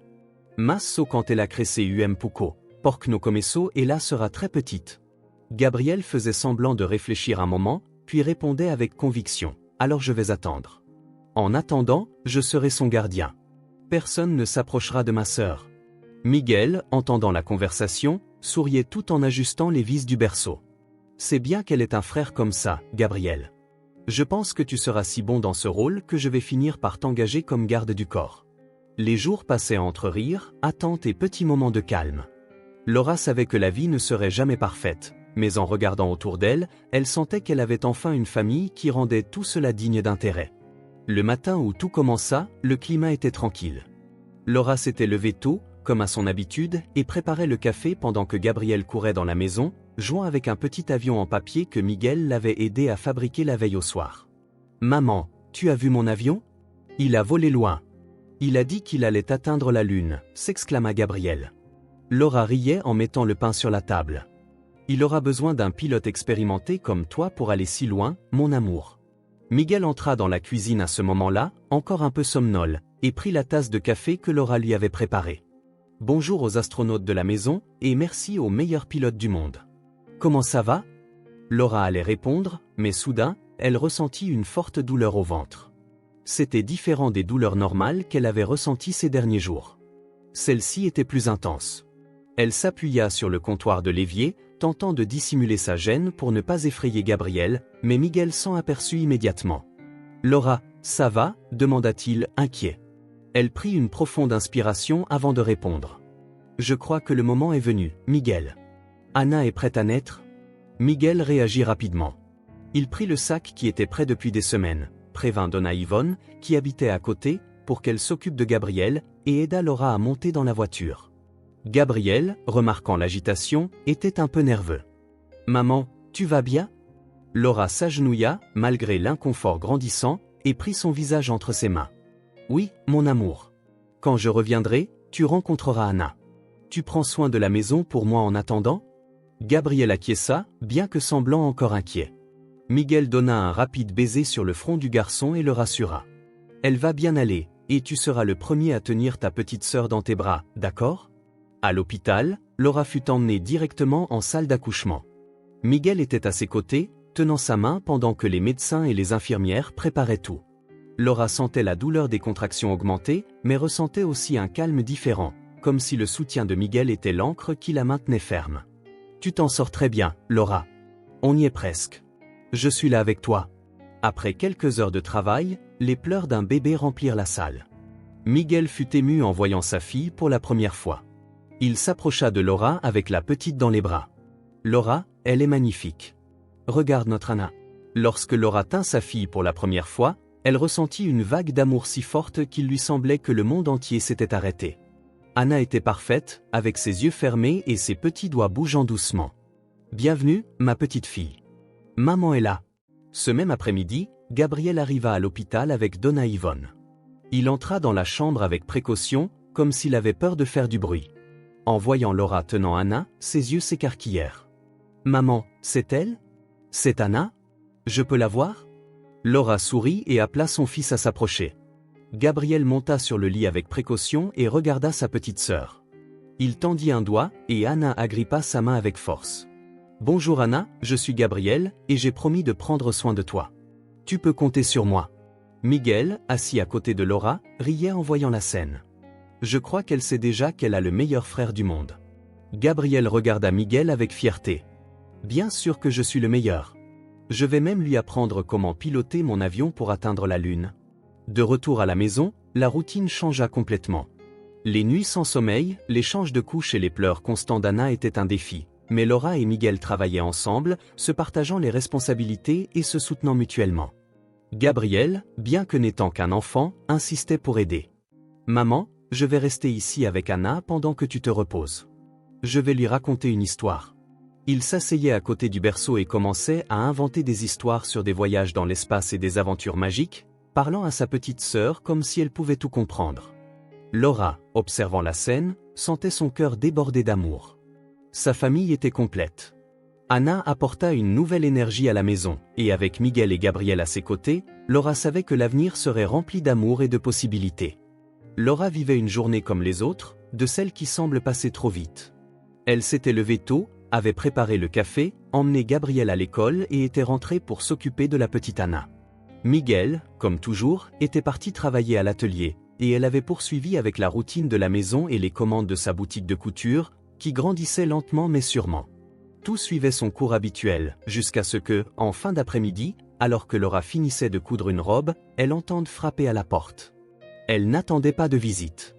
Gabriel jouait dans le jardin, et Anna dormait dans la poussette à côté. En ouvrant la porte, elle vit un homme en costume, tenant une grande enveloppe. Il avait une expression sérieuse mais polie. « Bonjour, Madame Laura Martins ?» demanda-t-il. Laura confirma, le front plissé, déjà méfiante. « Je suis Maître Eduardo Oliveira, avocat. Je suis ici pour vous remettre une correspondance importante. C'est au sujet de Monsieur Alexandre. » Le nom fit bondir le cœur de Laura dans sa poitrine. Alexandre. Elle ne se souvenait même pas de la dernière fois qu'elle avait pensé à lui sans ressentir un instant de peine ou de tristesse. Elle tenta de ne pas montrer l'impact que cela lui faisait. « De quoi s'agit-il » demanda-t-elle, regardant l'enveloppe comme si c'était quelque chose de dangereux. « Mieux vaut l'ouvrir et la lire, madame. Toutes les informations sont à l'intérieur. Je ne vais pas prendre plus de votre temps, mais si vous avez besoin d'aide, vous pouvez me contacter. Mon numéro est à la fin de la lettre. » Laura prit l'enveloppe, encore hésitante, et vit l'homme lui faire un léger signe de tête avant de partir. Elle resta un moment immobile, regardant l'enveloppe. Elle sentit un nœud dans l'estomac. Après tout, qu'est-ce qu'Alexandre pouvait encore vouloir? Il avait déjà causé toute la douleur possible dans sa vie. Elle prit une profonde inspiration et décida d'ouvrir. En tirant les documents, elle lut les premières lignes et resta sans voix. L'avocat expliquait qu'Alexandre était décédé dans un accident. Une partie d'elle ressentit un poids étrange à cette nouvelle, quelque chose de difficile à décrire. Mais tout de suite après, les documents détaillaient ce qui semblait encore plus incroyable. Alexandre avait laissé une fortune à elle et Gabriel. C'était surréaliste. L'homme qui l'avait abandonné, qui l'avait trompé et avait fui leur vie, laissait maintenant quelque chose d'aussi inattendu. Laura dut s'asseoir, sentant sa tête tourner. À l'intérieur de l'enveloppe se trouvaient des détails sur des comptes bancaires, des propriétés et des investissements, tous enregistrés au nom de Gabriel et en partie de Laura. Gabriel entra dans le salon, en sueur d'avoir tant joué, et remarqua l'expression étrange sur le visage de sa mère. « Tout va bien, maman ?» demanda-t-il, inquiet. Laura le regarda et sourit légèrement, tentant de cacher sa confusion. « Oui, mon amour, c'est juste une nouvelle à laquelle je ne m'attendais pas. » Elle rangea rapidement les papiers, ne sachant pas comment expliquer cela à un enfant. Mais à l'intérieur, 1000 pensées traversaient son esprit. Pourquoi Alexandre avait-il fait cela? Ressentait-il des remords? Essayait-il de se racheter pour ce qu'il avait fait, ou était-ce simplement une façon d'alléger sa propre conscience avant de mourir? Le soir, lorsque Miguel rentra, Laura lui raconta tout. Il écouta attentivement, assis à la table de la cuisine, tandis qu'elle lui montrait les documents. « Donc, c'est beaucoup d'argent, » dit-il, tentant de comprendre. « Je n'arrive même pas à y croire. C'est plus que ce dont nous aurions besoin pour assurer l'avenir des enfants et vivre tranquille pour le reste de nos vies. » Miguel resta silencieux un moment, puis posa sa main sur la sienne. « Et qu'est-ce que tu vas faire? Parce que, sincèrement, je pense que tu as tout à fait le droit d'accepter cet argent. Cela n'efface pas ce qu'il a fait, mais cela peut aider toi et les petits. » Laura soupira. Elle savait que Miguel avait raison. L'héritage était un cadeau qui pouvait tout changer, mais en même temps, elle ne pouvait ignorer le poids émotionnel que cela impliquait. C'était comme si cet argent venait avec l'ombre d'Alexandre, un rappel de toutes les blessures qu'il avait causées. Dans les jours qui suivirent, Laura commença à organiser les choses. Elle contacta l'avocat, éclaircit des doutes et discuta de la façon dont elle pourrait accéder aux biens et à l'argent. Elle décida d'utiliser une partie du montant pour rembourser la maison et investir dans sa boutique de couture, quelque chose qu'elle avait toujours rêvé d'étendre. Une autre partie serait mise de côté pour Gabriel et Anna, pour qu'ils aient tout ce dont ils auraient besoin à l'avenir. Gabriel, comme toujours, commença à remarquer que quelque chose de différent se passait. « Maman, qu'est-ce que tu prépares ?» demanda-t-il en dessinant à la table de la cuisine. Laura sourit et ébouriffa ses cheveux. « Rien dont tu aies à t'inquiéter, mon amour. Je veux juste m'assurer que toi et ta sœur ayez toujours tout ce que vous méritez. Il parut satisfait de la réponse, mais ne tarda pas à poser une autre question. Et papa Alexandre, il est impliqué là-dedans? La question prit Laura par surprise. Gabrielle connaissait son père, mais n'avait jamais posé beaucoup de questions. Elle prit une profonde inspiration et décida d'être honnête, de la manière la plus simple possible. Gabrielle, ton père t'a laissé quelque chose avant de partir, et je vais utiliser cela pour prendre soin de toi et d'Anna. Gabrielle la regarda un moment, puis sourit. Alors il tenait à nous, même de loin. Laura ne répondit pas immédiatement, se contentant de lui donner un baiser sur le front. Peut-être, mon amour, peut-être. Elle savait que la vie changeait à nouveau, mais cette fois, elle avait le contrôle sur les choix. L'argent d'Alexandre n'était pas une demande de pardon et ne compenserait jamais tout ce qu'il avait fait, mais c'était en même temps une opportunité, une chance de construire quelque chose de meilleur pour sa famille. Et c'était exactement ce qu'elle allait faire. La maison était plus silencieuse que d'habitude. Anna dormait dans sa chambre, Gabrielle était à l'école, et Miguel était sorti pour régler quelques affaires à l'atelier. C'était le genre de moment rare où Laura pouvait respirer et penser calmement. Mais ces derniers jours, ce n'était pas exactement facile. Depuis que l'héritage laissé par Alexandre était apparu dans sa vie, Laura avait l'impression de porter un énorme poids sur ses épaules. Elle savait que cet argent pouvait changer leur vie à jamais, mais en même temps, chaque fois qu'elle regardait les papiers sur la table, elle ressentait quelque chose se serrer dans sa poitrine. C'était un mélange de gratitude pour l'opportunité et d'un malaise difficile à expliquer. Laura se leva et alla jusqu'à la cuisine, prit une tasse de café et resta là, regardant par la fenêtre. Le jardin était calme, mais elle pouvait encore voir les traces des pas de Gabriel dans la terre, du dernier jour où il avait joué à être un explorateur d'autres planètes. Cela la fit sourire, même si ce n'était que pour un moment. Elle savait que cet argent était un cadeau pour ses enfants, mais ne pouvait éviter la sensation qu'il venait avec un prix émotionnel. Miguel rentra à la maison peu de temps après. Il remarqua le visage pensif de Laura dès qu'il entra dans le salon et s'assit à côté d'elle. « Tu penses encore à l'argent, n'est-ce pas ?» demanda-t-il, avec cette façon directe et affectueuse qui le caractérisait. Laura soupira, tournant la tasse entre ses mains. « C'est difficile de ne pas y penser. C'est tellement d'argent, Miguel. Je sais que je peux l'utiliser pour offrir une vie incroyable à Gabriel et Anna, mais c'est comme s'il y avait un fantôme avec ça, tu vois ?» Miguel acquiesça. Il comprenait ce que Laura ressentait, même si c'était d'une manière différente. Il savait combien Alexandre l'avait blessé dans le passé, et comment cet argent semblait maintenant être un morceau de ce même passé qui revenait. Tu n'as pas besoin de tout décider maintenant, Laura. Mais quoi que tu choisisses, fais-le à ta façon. Oublie Alexandre. Cet argent, maintenant, c'est à propos de vous, pas de lui. Laura resta silencieuse un moment, absorbant les paroles de Miguel. Il avait raison, comme toujours. L'argent était là, et elle avait le pouvoir de décider comment l'utiliser. Ce n'était plus à propos d'Alexandre, c'était à propos de Gabriel, Anna, Miguel et l'avenir qu'ils construisaient ensemble. Le lendemain, Laura décida de sortir de la maison pour prendre l'air. Elle emmena Anna dans la poussette et se rendit à la place du quartier. L'air frais et les sons des enfants jouant l'aidèrent à clarifier son esprit. Tandis qu'Anna dormait paisiblement, Laura observait d'autres mères avec leurs enfants, conversant et riant. Cela semblait si simple pour elle, mais Laura savait que la vie de personne n'était aussi facile. Tout le monde avait ses batailles, même si elles n'étaient pas visibles. Assise là, Laura commença à penser à tout ce qu'elle avait affronté pour en arriver là. L'abandon d'Alexandre, les difficultés à élever Gabriel seule, les jours où elle ne savait pas comment payer les factures. Mais elle pensa aussi aux victoires, la boutique de couture qui commençait à grandir, l'amour de Miguel, la joie de voir Gabriel devenir un grand frère si dévoué. Elle réalisa que, malgré tout, elle avait construit quelque chose de beau, quelque chose qu'aucun argent ne pouvait acheter. Elle regarda Anna dormir paisiblement et prit une décision. Oui, elle allait utiliser cet argent, non pas comme un cadeau d'Alexandre, mais comme un outil pour créer l'avenir qu'elle voulait pour sa famille. Un avenir basé sur l'amour, l'union et le travail acharné, pas sur les rançéures ou les fantômes du passé. Dans les jours qui suivirent, Laura commença à mettre son plan en action. D'abord, elle remboursa la maison. C'était une sensation libératrice de savoir que ce toit était désormais entièrement à eux, sans dette ni souci. Ensuite, elle décida d'investir dans sa boutique de couture. Elle acheta de nouvelles machines, engagea une assistante et commença même à planifier un site internet pour vendre ses produits en ligne. C'était un rêve qu'elle n'avait jamais imaginé possible, mais qui était désormais à portée de main. Avec le reste de l'argent, Laura créa une épargne pour Gabriel et Anna. Elle voulait s'assurer qu'ils aient des opportunités qu'elle n'avait jamais eues, comme une bonne éducation et la chance de poursuivre leurs propres rêves. Mais Laura savait que, malgré tout cela, l'argent ne pouvait pas être le centre de leur vie. Elle tenait à maintenir une routine simple, à continuer d'enseigner à Gabriel la valeur de l'effort et de l'honnêteté. Un soir, alors qu'elle préparait le dîner, Gabriel entra en courant dans la cuisine avec un dessin dans les mains. « Maman, regarde ce que j'ai fait à l'école », dit-il, tout excité en tenant le papier. Laura prit le dessin et sourit. C'était un portrait de la famille, elle, Miguel, Gabriel et Anna, tous main dans la main, avec un grand soleil souriant au-dessus d'eux.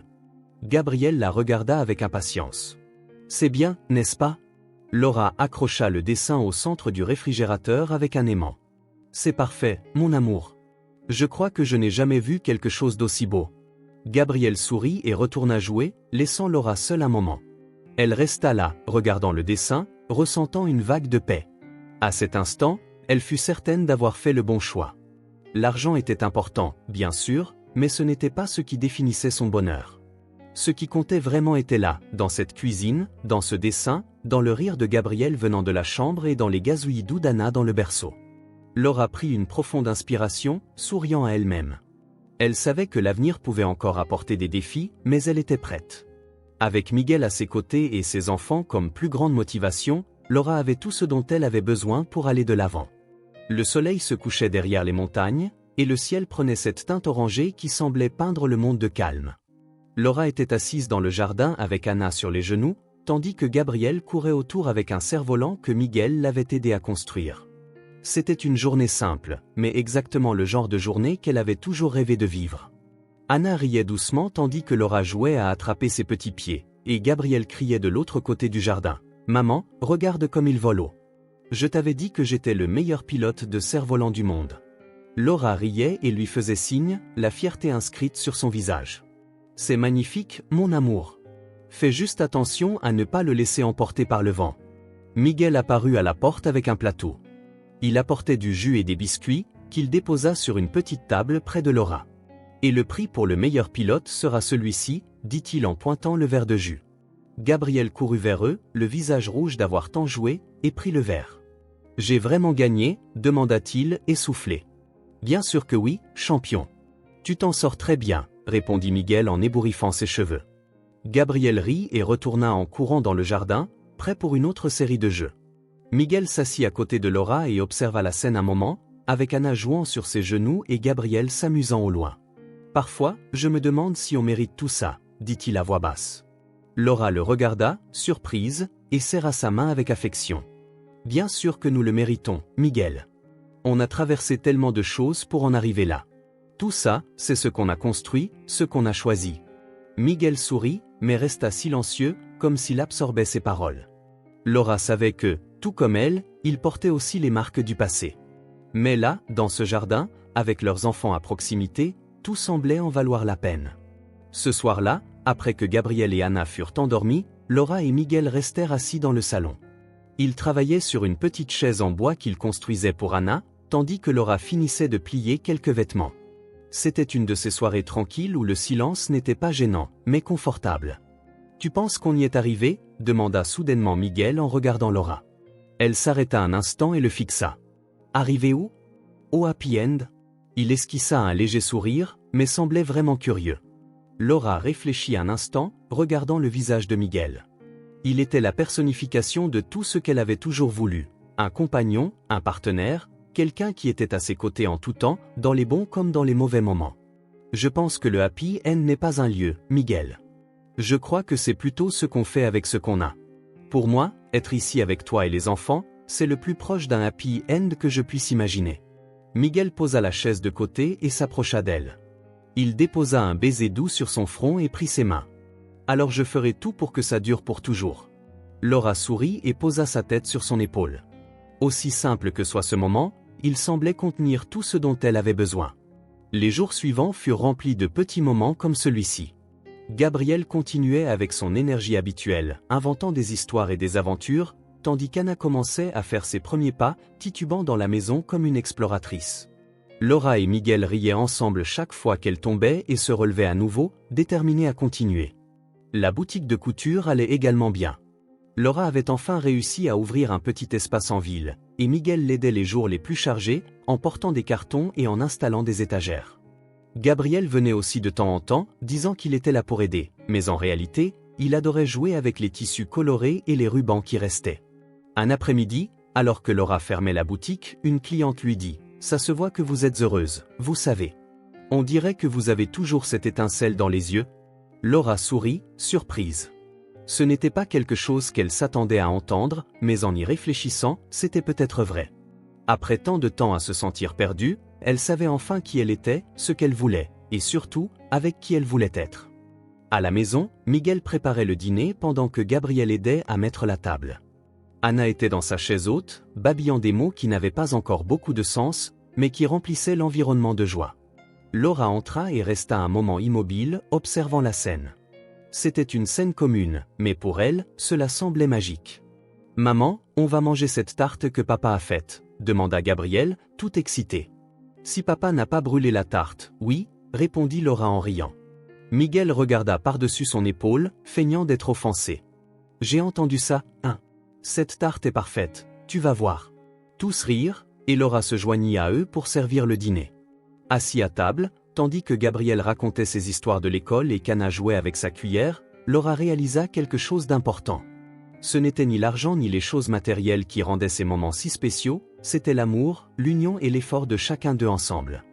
À ce moment-là, en regardant Miguel et les enfants, Laura savait qu'elle avait trouvé ce qu'elle avait toujours cherché, une véritable famille. Et plus que cela, une vie pleine de sens, construite avec amour et persévérance. Elle ne savait pas ce que l'avenir réservait, mais elle était certaine d'une chose. Avec Miguel, Gabriel et Anna à ses côtés, elle pouvait affronter n'importe quoi. Après tout, ce qu'ils avaient ensemble était bien plus qu'un simple happy end. C'était un commencement, une histoire qu'ils continueraient d'écrire chaque jour. C'était une matinée tranquille, et Laura était assise sur la véranda avec une tasse de café chaud entre les mains. Le soleil illuminait le jardin où Gabriel et Anna jouaient ensemble.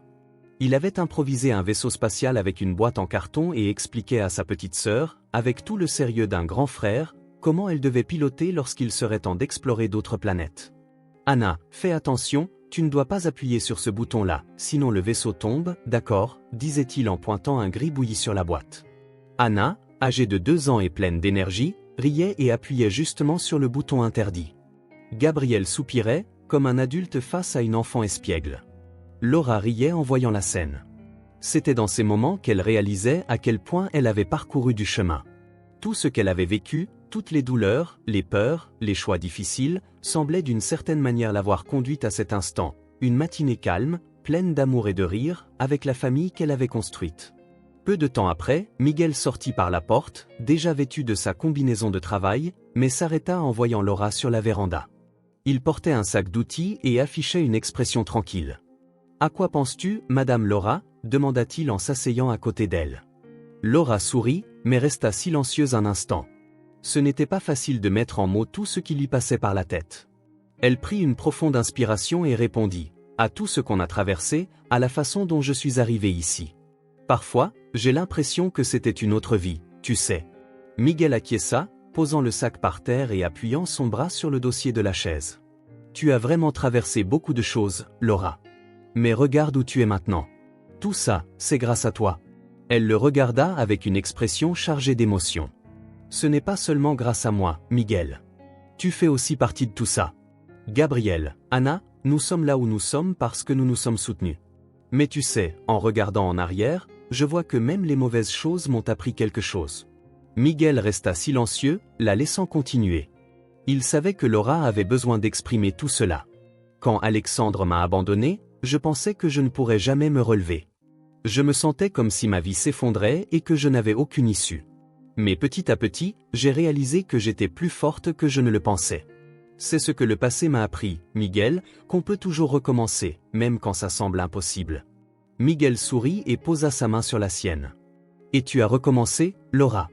Non seulement tu as recommencé, mais tu as construit tout ça. Et tu sais quoi? Je ne troquerai cette famille pour rien au monde. » Elle lui rendit son sourire, sentant son cœur se réchauffer. C'était vrai, le passé avait été dur, mais chaque cicatrice racontait une histoire de dépassement, de courage, de choix. Elle ne regrettait plus rien. Tout avait fait partie d'un voyage qui l'avait mené jusqu'ici. Pendant ce temps, Gabriel et Anna continuaient leur jeu. Laura observait les deux, notant comment Gabriel protégeait sa sœur, même dans le jeu. Il avait vraiment assumé le rôle de grand frère avec tout son cœur. Miguel, parfois je me demande ce que je peux leur enseigner. Je veux qu'ils sachent ce que j'ai mis tant de temps à apprendre. Miguel la regarda avec curiosité. Et qu'est-ce que ce serait? Laura prit une gorgée de café et soupira. Qu'on doit valoriser ce qu'on a, que l'argent n'est pas le plus important, mais les personnes qui sont avec nous. Et surtout, que les erreurs et les difficultés ne définissent pas qui on est. Ce qui nous définit, c'est ce qu'on fait avec ça. Miguel hocha la tête en signe d'accord. Ce sont de bonnes leçons, Laura. Et d'après ce que je vois, Gabriel et Anna sont en train de bien les apprendre. Ils ont de la chance de t'avoir comme mère. Laura rougit légèrement. De la chance, rien du tout, Miguel. C'est moi qui ai de la chance de les avoir, eux et toi. Plus tard dans la journée, Gabriel apparut dans la cuisine pendant que Laura préparait le déjeuner. Il tenait un carnet plein de dessins et s'assit à la table avec l'air sérieux qu'il prenait quand il planifiait quelque chose d'important. « Maman, as-tu déjà pensé à être astronaute ?» demanda-t-il soudainement. Laura rit, surprise par la question. « Astronaute ? Non, mon amour. Pourquoi tu demandes ça ?» Gabriel ouvrit le carnet et pointa un dessin qu'il avait fait. C'était lui, Anna et Laura dans un vaisseau spatial, tous souriants, tandis que Miguel restait sur Terre, faisant signe avec un outil à la main. « Si on allait dans l'espace, tu serais la capitaine. Tu sais prendre soin de nous, et les capitaines s'occupent toujours de l'équipage. » Le cœur de Laura se remplit d'amour. Cette comparaison simple signifiait plus pour elle que Gabriel ne pouvait l'imaginer. Elle se pencha, lui donna un baiser sur la tête et répondit. Bon, si je suis la capitaine, tu dois être mon copilote. C'est d'accord? Gabriel sourit, satisfait. D'accord. Ce soir-là, après que les enfants furent couchés, Laura resta assise avec Miguel dans le salon. Ils discutaient de la journée, riaient des espiègleries d'Anna et des inventions de Gabriel. À chaque histoire, Laura ressentait davantage que le passé n'avait plus de pouvoir sur elle. Les leçons qu'elle avait apprises l'avaient rendue plus forte. Oui, elle avait eu peur, oui, elle avait souffert, mais au final, tout cela n'avait servi qu'à lui montrer qu'elle en était capable. L'amour qui remplissait désormais la maison était la preuve que le passé n'avait pas besoin d'être un poids. Il pouvait être simplement cela, un apprentissage. Laura regarda Miguel et sourit. Tu sais, je pensais que le bonheur était quelque chose qu'on devait trouver, mais maintenant je sais qu'on le crée. Et je n'aurais jamais pu y arriver sans toi. Miguel lui rendit son sourire et la tira un peu plus près. Et moi, je n'aurais jamais pu y arriver sans toi non plus, Laura. Elle posa sa tête sur son épaule et ils restèrent là, en silence. Ils n'avaient pas besoin de mots. Les leçons du passé étaient claires, l'avenir, bien que toujours incertain, semblait rempli de possibilités. Et à cet instant, Laura savait que, peu importe ce qui viendrait, ils l'affronteraient ensemble, comme toujours.